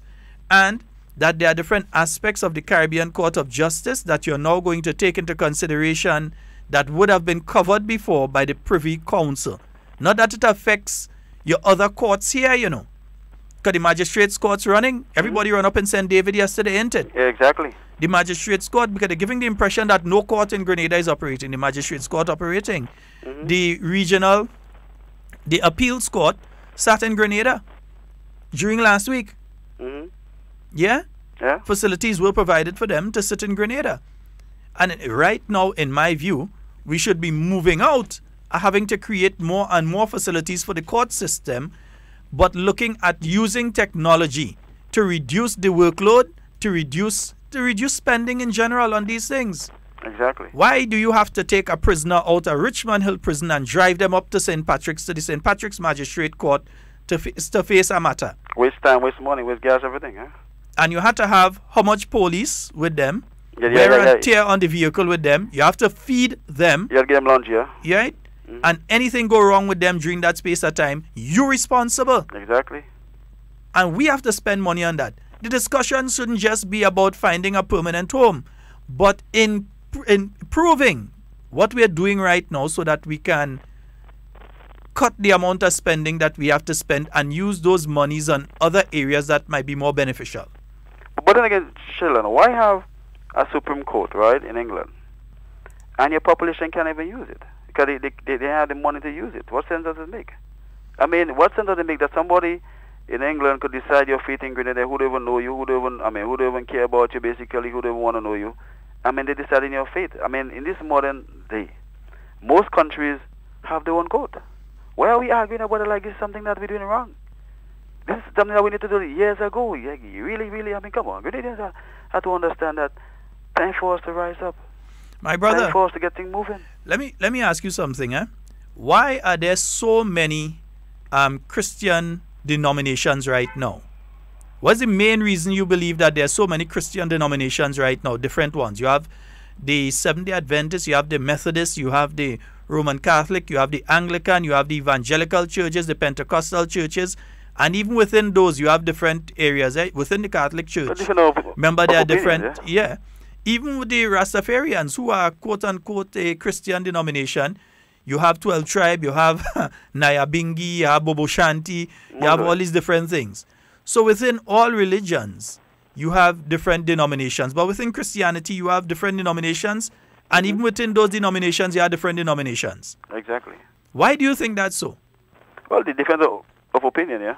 Exactly. And difference of opinion on the Bible. On the Bible, yeah, definitely, yeah. So if the Bible has so many people with different opinions and so that they come to a final opinion and say, well, yes, we believe this, we believe that, and so on. Different people with so much different opinions and definitions are the same words that they're reading. Where you leave a little bill on in the island of Grenada that not even fully 17 pages long. Well, Sheldon, the basis of going to vote for that should not be, as I realize some people are trying to do, make it political. This is not about politics. This should be about our sovereignty as Grenadians. This should be about us, or for parents. had fought, you know, they have died for that. You understand? We have to understand that this is our own destiny. We have to think about, like, you know, we're freeing ourselves. And not in terms of freeing ourselves from England, but freeing our minds, you know, from years and years of slave thinking. We have to rise above that. We have black people to rise and decide what we can do it. We have to have in our back of our mind that we can do it. We can do it ourselves. But we have to keep depending on somebody to do it for us. I mean, come on. We can't even reach the court and be happy with the court. Come on. This thing sounding right? You can't reach something, but you're happy with it. You can't even reach it and be happy with it. Come on. That sounds like somebody who are thinking straight. You know, my brother, I sometimes read old documents where some of the colonial masters used to refer to us as just a little bit above animals, if not at the same level of animals. I'm not saying that's the way that they think these people in the UK and so on think of us now. But I'm thinking that they are probably looking at us and wondering, well, what is really going on with them? We're saying in no uncertain terms that we don't want to continue having the final court of appeal being the Privy Council. We're spending money on it. We're not using it. It's taking up time when these people should be sitting on cases that British people need. And same way they got out of Brexit, they would like to get out of that as well. Exactly. And they're saying that to us. And they're demonstrating that to us. Look at what has recently happened with the Windrush generation. They're demonstrating to us that they are taking a more isolationist kind of view. Yeah. They want to be focused on themselves. The United States is doing it. Now you're hearing that President Trump is saying that he is going to deny persons who are born in the United States citizenship if their parents are not from the United States. And he's saying he's not going to go through basically the houses of representatives and so to pass it, that he's just going to sign an executive order. Okay. And these persons will be denied citizenship. Okay. So you have that isolation. They're focusing on us, we alone. Those of us that here. That's what they're focusing on. And the UK is doing it. The US is doing it. So you know that sooner or later the Privy Council will be no more. But you have people here that are telling you vote no simply because they want to spite Wait a while. I mean, wait for what? The argument I can understand. Wait, if you say it's good, why should I wait? But I give it the same argument again, Sheldon. If you have been in captivity and you get a chance to run away, I'm not viewing the bill as that, but I'm just saying that with our mindset, we need to run away for our own good, right? If you remember, I told you that in Sheldon. The first woman I work on is out here is a black woman. The only race that can make white people can't make black children, you know. You understand? The only race that can make a black child and a white child is our black woman. Black people are the only race that can do that. So we know that we were the first. So why we are the last? Because we are scared to do our own thing. We need to rise above that, Sheldon. We need to get up and get as black people. Get up and do our thing. Get up and fight for what we deserve. Instead of being at the back and talk about, let's settle with I mean, come on. This thing ain't making any sense. All right, my brother. Have a nice day, sir. Same to you. And we'll talk after. Yeah, good. All right. Yes, indeed. 4407377. That's 4407377. I'm going to touch our next one from back in the Times Day. Time is now. Cause I can't wait no longer. So let's live in one. Gotta stand up and vote yes. And share the love and just stand firm. Nobody ain't telling me I can't say vote yes. What me ain't telling me? So they stand up and telling people vote no, and I can't stand up and tell people I'm wrong in their view for saying vote yes. They're saying that I'm wrong, right? But they're telling people vote no. Yeah. So only them have rights. Other people don't have rights, innit? I'm not saying they don't have a right to have their view, you know. They have a right to have their view, and if they want to say vote no, that's their business. Yeah? But I want to know the reason, because if you ask them for a reason in the bill, they can't give you. Good morning. Good morning, Mr. Scott. How are things? Hey, I'm good, man. How are you? Yeah, good for you very much. Try and change your line, man. Like you see someone's far. But the guy that spoke, the well-spoken man. Yeah, man. Just me. Tell him, man, thumbs up, man. All right. Want to play that our forward match. I say first team man is Rolo, senior Rolo in 9 forward match, and today I find we play. I guess you just listen to the program, maybe they don't call, but I might feel very, very old now to hear that song playing, and he going contrary to there. They're path revolutionaries, man. No, I just see it on play. I see, and look at Claudia say she was powering it too, and I don't even believe that. I say she was powering it. Them will never be product of the revolution, man. I say. Path. They must stop that hypocrisy, man. I was amazed, surprised to see these guys that must be so proud of the revolution. Turn back on that thing today, boy. What I say now, boy? We never that revolution to follow. They are all the people around us all the time. Take care, Mr. Scott. All right, my brother. And we have another caller online. Good morning. Hey, good morning, Sheldon. Good morning. Morning. Oh boy, we're not hearing you. If you're using a Bluetooth device or a headphone, you need to use the phone directly because we're not hearing you. And I realize when people are using a Bluetooth also that happens. Hello? Oh boy, yeah. Well, you'll give us a call back, but if you're calling using a Bluetooth device or you're using a headphone or something like that to speak to us, that's where some of the problems comes in, I realize. People who use the headphone and they're trying to speak through it, or they use the Bluetooth, it damages the quality of what is coming across. So you may need to call using the phone directly. All right, 440-7377, 347-329-3101. Yeah, those are the numbers for you to call and get on to the inside of today's program. Yeah, man, stand up and vote yes. Come, I dream. What are you trying to tell I?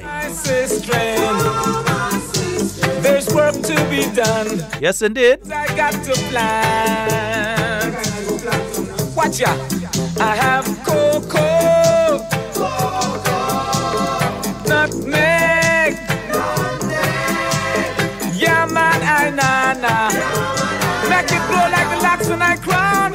Oh, hear what I say, yeah. Stand up. Stand up. Little island of Ethiopia. Stand up. Sweet Grenada. Stand up. 44073. Oops, let me clear the lines. 4407377. My good friend who called us on the overseas line, try to call back, but don't use the Bluetooth. And we go hear you proper. Nice? Good. Listen, I'm trying to get a serious argument.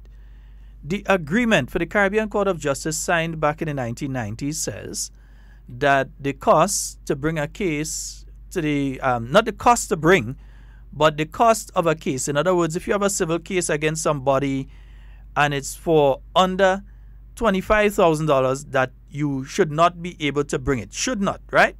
Not can't. But it says, if there is a law in place in your country, or if the constitution of your country says something different to that, has a different cost to that, that you are allowed to work with what your country says. In Grenada, it says $1,500. So we're in a business with the $25,000. That don't come into play at all. We deal with the $1,500 because that's what's in the Constitution of Grenada. And the CCJ agreement says that you deal with what is in place in your country. In addition to that, in the CCJ bill, they make it clear that it's $1,500. They make it clear in the CCJ bill. So when you see people like Claudia Joseph going out there and trying to spin and trying to give you the impression that, people got to spend, it had to be $25,000 so that if you have a case against somebody and the case is just $15,000 or so, and we're not talking about lawyers' fees or paying the court or that kind of thing. We're talking about the settlement. Like you're arguing a case over a second-hand car, and the second-hand car is only worth $15,000. Yeah? She's arguing that you can't take that case to the CCJ. But you could take it to the Privy Council because the Privy Council is only $1,500. That's not the case. And as a trained lawyer, these individuals know this. But they believe that other people stupid. So they believe that because they have a LLB, and not the drink they're talking about, the lawyer thing, right? Because they have one of that, after the name that they're supposed to just tell you, and you're supposed to just say, well, okay, they say vote that way, the voting that way. Good morning. Yeah, morning. Morning, sir. How are you? How is it? Yeah, right. I want to find out 15,000 or 1,500. 1,500 is the present thing that's in the Constitution. Because I hear she was mentioning 15,000 and 25,000. She's trying to this morning. She's trying to mislead the Grenadian population, and afterwards they will come back and say it's a mistake they make. 1,500 is what it is presently. Within the CCJ agreement, it says 25,000, but it also says, as part of the agreement, that if the law in your country says something different to that, or if there's a law in your country that says something different to that, that you go with what the law in your country or what the constitution of your country says. So the 25,000 have nothing to do with us. Well, what can she if you call no stag? Yeah. Okay. All right, my brother. Yes. You're drinking stag up there this early morning, boy. But it's not 12 o'clock yet. Well, 1 minute to 12. Well, it's not 12 yet. All right. Folks, they have been trying to spin a lot of false information out there in relation to the CCJ. We understand that persons will have concerns in relation to issues like the CCJ. They will have concerns. We are Grenadians. We would have concerns, and we have the right and responsibility to speak and talk about the concerns that we have. What people do not have the right to do, and especially those who say they know better, is to attempt to mislead people. The CCJ committee has been out there providing a lot of information. They've been on television. They've been on radio. They've been here on Hard Talk, and we're hoping to have them back before the end of the week again. They've been online. They've been sending out information left, right, and otherwise. But you could bring a horse to water. If the horse ain't want to drink, he ain't drinking. He's staying right there and dead at us. The information is being provided. So to attempt to say that the committee hasn't been discussing and hasn't been passing information and so on, that is ludicrous and it is untrue. It is ludicrous and it is untrue. To try to give the impression that something is being hidden from the Grenadian people again is ludicrous and untrue. Only a crazy, mentally unstable person or somebody suffering some sort of spiritual problems gonna come and say something like that. Maybe they need to go Mount Gay and get medicated. Won't come and say something like that. It is not true. Yeah? And it's high time that the traveling circus of no, because you saw them around March 13th, it was the same traveling circus of no that was coming to tell you vote for a certain political party, you know. The same traveling circus of no. They are the ones that was coming to tell you vote for a certain political party. So they're seeing this as some sort of redemption. They're seeing this as some sort of, we go teach Dr. Mitchell a lesson and teach NNP a lesson. And not looking at the greater good of the country. Not looking at what is best for Grenada. And brothers and sisters, I know that Maurice Bishop, on his worst day, would have voted yes for the CCJ. I know that Sir Eric Matthew Gary definitely would have voted yes for the CCJ. So as a son of the soil of Grenada, I'm going to cast my ballot next week Tuesday, and I am voting yes. What we'll be attempting to do before the end of the week is let you all know the polling stations. I received some information that 1 or 2 polling stations have changed. I've been informed of one in the south. I will get that information and put it on. Generally, the polling stations remain the same. Whichever ones, I'll contact Mr. Ferdinand Phillip at the Parliamentary Electoral Office and get that information so that we can share it with you. Because we want you to go out early next week, Tuesday. Yeah, go out early. Cast your ballot early. Get out of the way early. And show the traveling circus of no, that no, they're not the only people with a brain here in Grenada. And they're not the people that make decisions for people. We make decisions for ourselves. Yeah? So we're going to teach them a lesson next week, Tuesday. Get on out there, vote and vote early. Support the Caribbean Court of Justice. I am voting yes, and I'm suggesting that you do the same. Folks, that's all the time we have for today. And whatever you say, do it safe and secure. I want to be speaking to and with you and not about you. Love each and every one of you, I am out of here.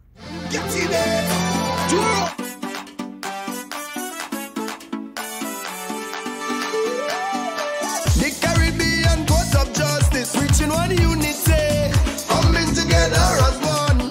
Hear what we say when you see November 6th, we voting as for the CCJ. Come out and make the right decision, it benefits in everybody. The Caribbean Court of Justice is what I come to promote. So when not time we just stick, make sure you vote and vote, believe it. Let us get it right, I say everything has to fix. One Caribbean, one community, CCJ, yes, they have the remedy. For the CCJ, yeah. Come November 6th, every Caribbean island I calling out one and all. For the CCJ, yeah.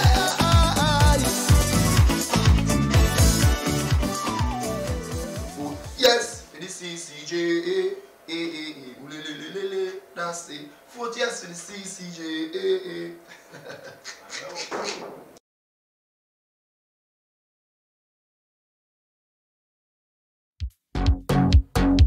Get up. It's time to vote for Caribbean Court of Justice. Man are ready to vote. The people are ready to vote. I said they're ready to vote. We voting yes for Caribbean Court of Justice. We voting yes, yes, yes, yes, yes for Caribbean Court of Justice. I'm telling you, I go in and vote. You go in and vote. We go in and vote. Caribbean Court of Justice. She go in and vote. He go in and vote. They go in and vote. Caribbean Court of Justice. Grenada is a little island down here in the Caribbean. We've been through a lot in my lifetime, even revolution. And I must mention Hurricane Ivan. My dream is to see all the island come together as one. We voting yes for Caribbean Court of Justice. We voting yes, yes, yes, yes, yes for Caribbean Court of Justice. I'm telling you, I go in and vote. You go in and vote. We go in and vote. Caribbean Court of Justice. She go in and vote. He go in and vote. They go in and vote. Caribbean Court of Justice. My people, remember, November the 6th, Caribbean Court of Justice is the best choice. Vote yes to Caribbean Court of Justice. Up, 2, 3, 4.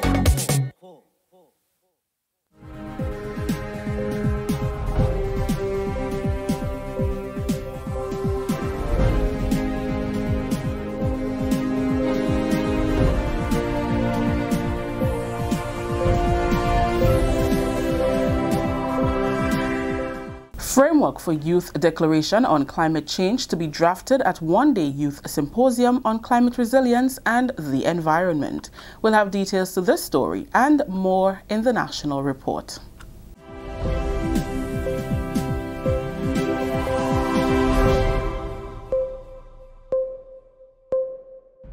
With the details to the news for today, Monday, October 29th, 2018, I am Rakisha St. Louis. Young people in Grenada will this week be engaged in a two-part symposium on climate resilience and the environment, which is intended to design a framework for Youth Declaration on Climate Change. The Youth for Climate Resilience and the Environment Symposium, to be held on Wednesday, is a national conference of youth which seeks to provide information about climate change and energy as an important national, regional and global subject. It is also designed to introduce the international climate negotiating process to youth, while also looking at Grenada's preparations for the UN discussions on climate change in Poland in December. Head of the Environment Division, Mrs. Aria St. Louis, says as they prepare for the discussions, they are receiving important documents like the 1.5-degree special report. For over 10 years now, Grenada and other small island developing states have called for a reduction in greenhouse gas emissions and to keep them well below the kind of impacts that are caused by above 1.5 degrees C. And I know people will remember the 1.5 to stay alive and the 350 parts per million as being our upper limit. And this year, they actually collated all the science and the work that has been done specifically looking at how the global community can limit greenhouse gas warming to below 1.5 degrees. It's never been done before. So in the past, we have been calling for this, and it has taken almost 10 years of consistent asking for this to finally emerge. And what has been crystallized now is a really important document because it can guide the global community towards a different trajectory. Right now, we're above 1.1 degree limiting, and we're moving towards 1.2 rapidly.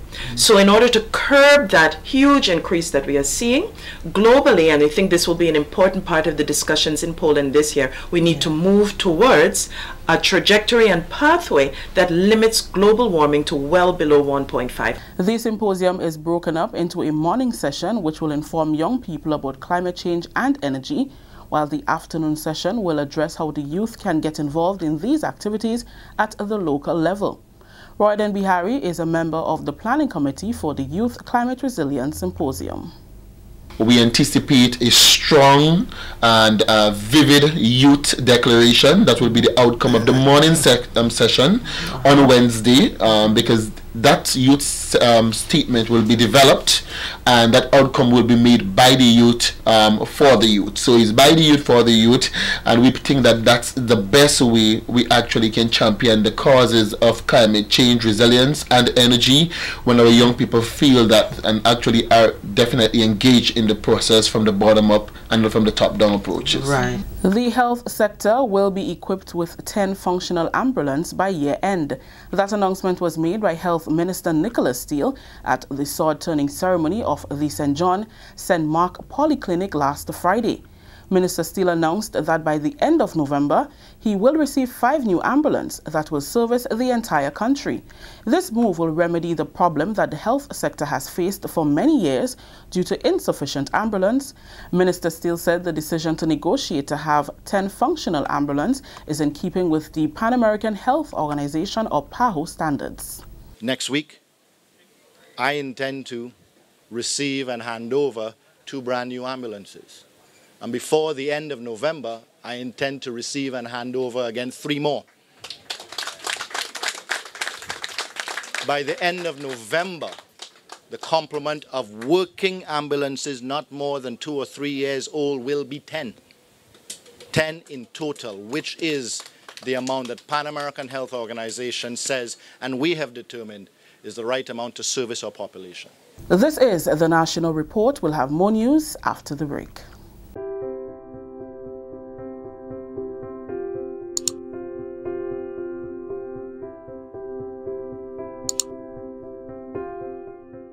The CCJ will be a Caribbean court, reflective of Caribbean culture, Caribbean values, and everything Caribbean. I ask this question: which court do you think will adequately reflect the views of Caribbean people to those who worry? Will it be the Privy Council, persons in Britain, persons who have never lived in Caribbean, persons who don't share our values, persons who don't understand what we stand for and what values we uphold? Or would it be our people who have grown among us, who live among us, who attend the churches we attend, who attend the schools we attend, who are members of the soccer teams that we are members of? Who best do you think will reflect us?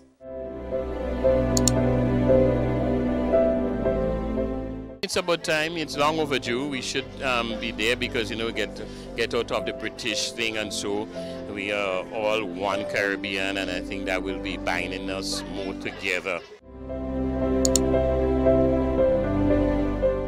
Yours is yours. Privy Council is not ours.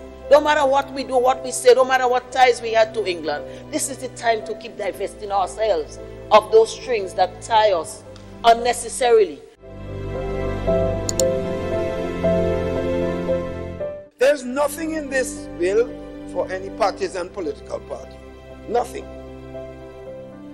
There's only one thing in this. It's for the people of Grenada, Carriacou, Petit Martinique, and for the Caribbean region as a whole.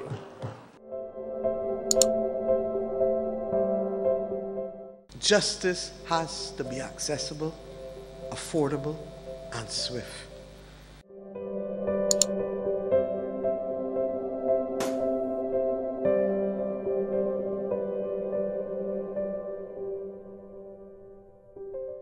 Welcome back. CARICOM heads of government will meet in Trinidad close to the end of the year to discuss issues pertinent to regional development. During the government's recent post-cabinet briefing, Prime Minister Dr. the Right Honorable Keith Mitchell said the subject of CSME will be high on the agenda. We'll be having a major conference of heads of government in Trinidad on the 3rd of December this year to look at what is now taking place with CSME and some of the problems, and look at how we can move and aggressively get CSME to function more effectively and to give the region the promise that we gave them several years ago when we started this entire process. And finally, plans are on the way for the widening of roads in close proximity to the Lacroix Brothers Funeral Home in St. George's, as the Ministry of Infrastructure prepares to demolish some of the existing walls. Chief Technical Officer in the ministry, John St. Louis, says the walls have interfered with the smooth flow of vehicular traffic and pedestrian safety in that area. He is optimistic that once these are removed, the problem will be remedied. This section will be the area with the greater in terms of demolition and widening. As you see, we are entering the intersection there, and it's basically at a 90-degree angle. So we try to widen that curve to make that curve much wider, a proper driving curve, so that the motorists again can have a better appreciation in the way they're driving. Because as you'll see, you have traffic from the River Road side, from the St. George's side, and from the cemetery. So they should have some degree of visibility in terms of how they maneuver. So by improving that intersection will make it much easier for the motorists. So as again, we'll be widening as far back as possible. As I said, we had the surveyor doing, picking up all of the details to inform our final design in terms of the best intersection that we can get, given the constraints that we have. St. Louis says the 2 electric poles within the scope of work will also have to be relocated to allow for the work to be carried out without delay. You see the amount of wire, high tension wire, low tension, and other combination with flow. So this, we already had a site visit with the utility company, and they have agreed to do the relocation of the pole so that we can start our roadworks as soon as the tendering process is completed. That story just brought the curtains down on the national report for today, Monday, October 29th. Let's recap the top story. Framework for Youth Declaration on Climate Change to be drafted at one-day Youth Symposium on Climate Resilience and the Environment. On behalf of all those who made this newscast possible, I am Rakisha St. Louis saying thank you for viewing. Until next time.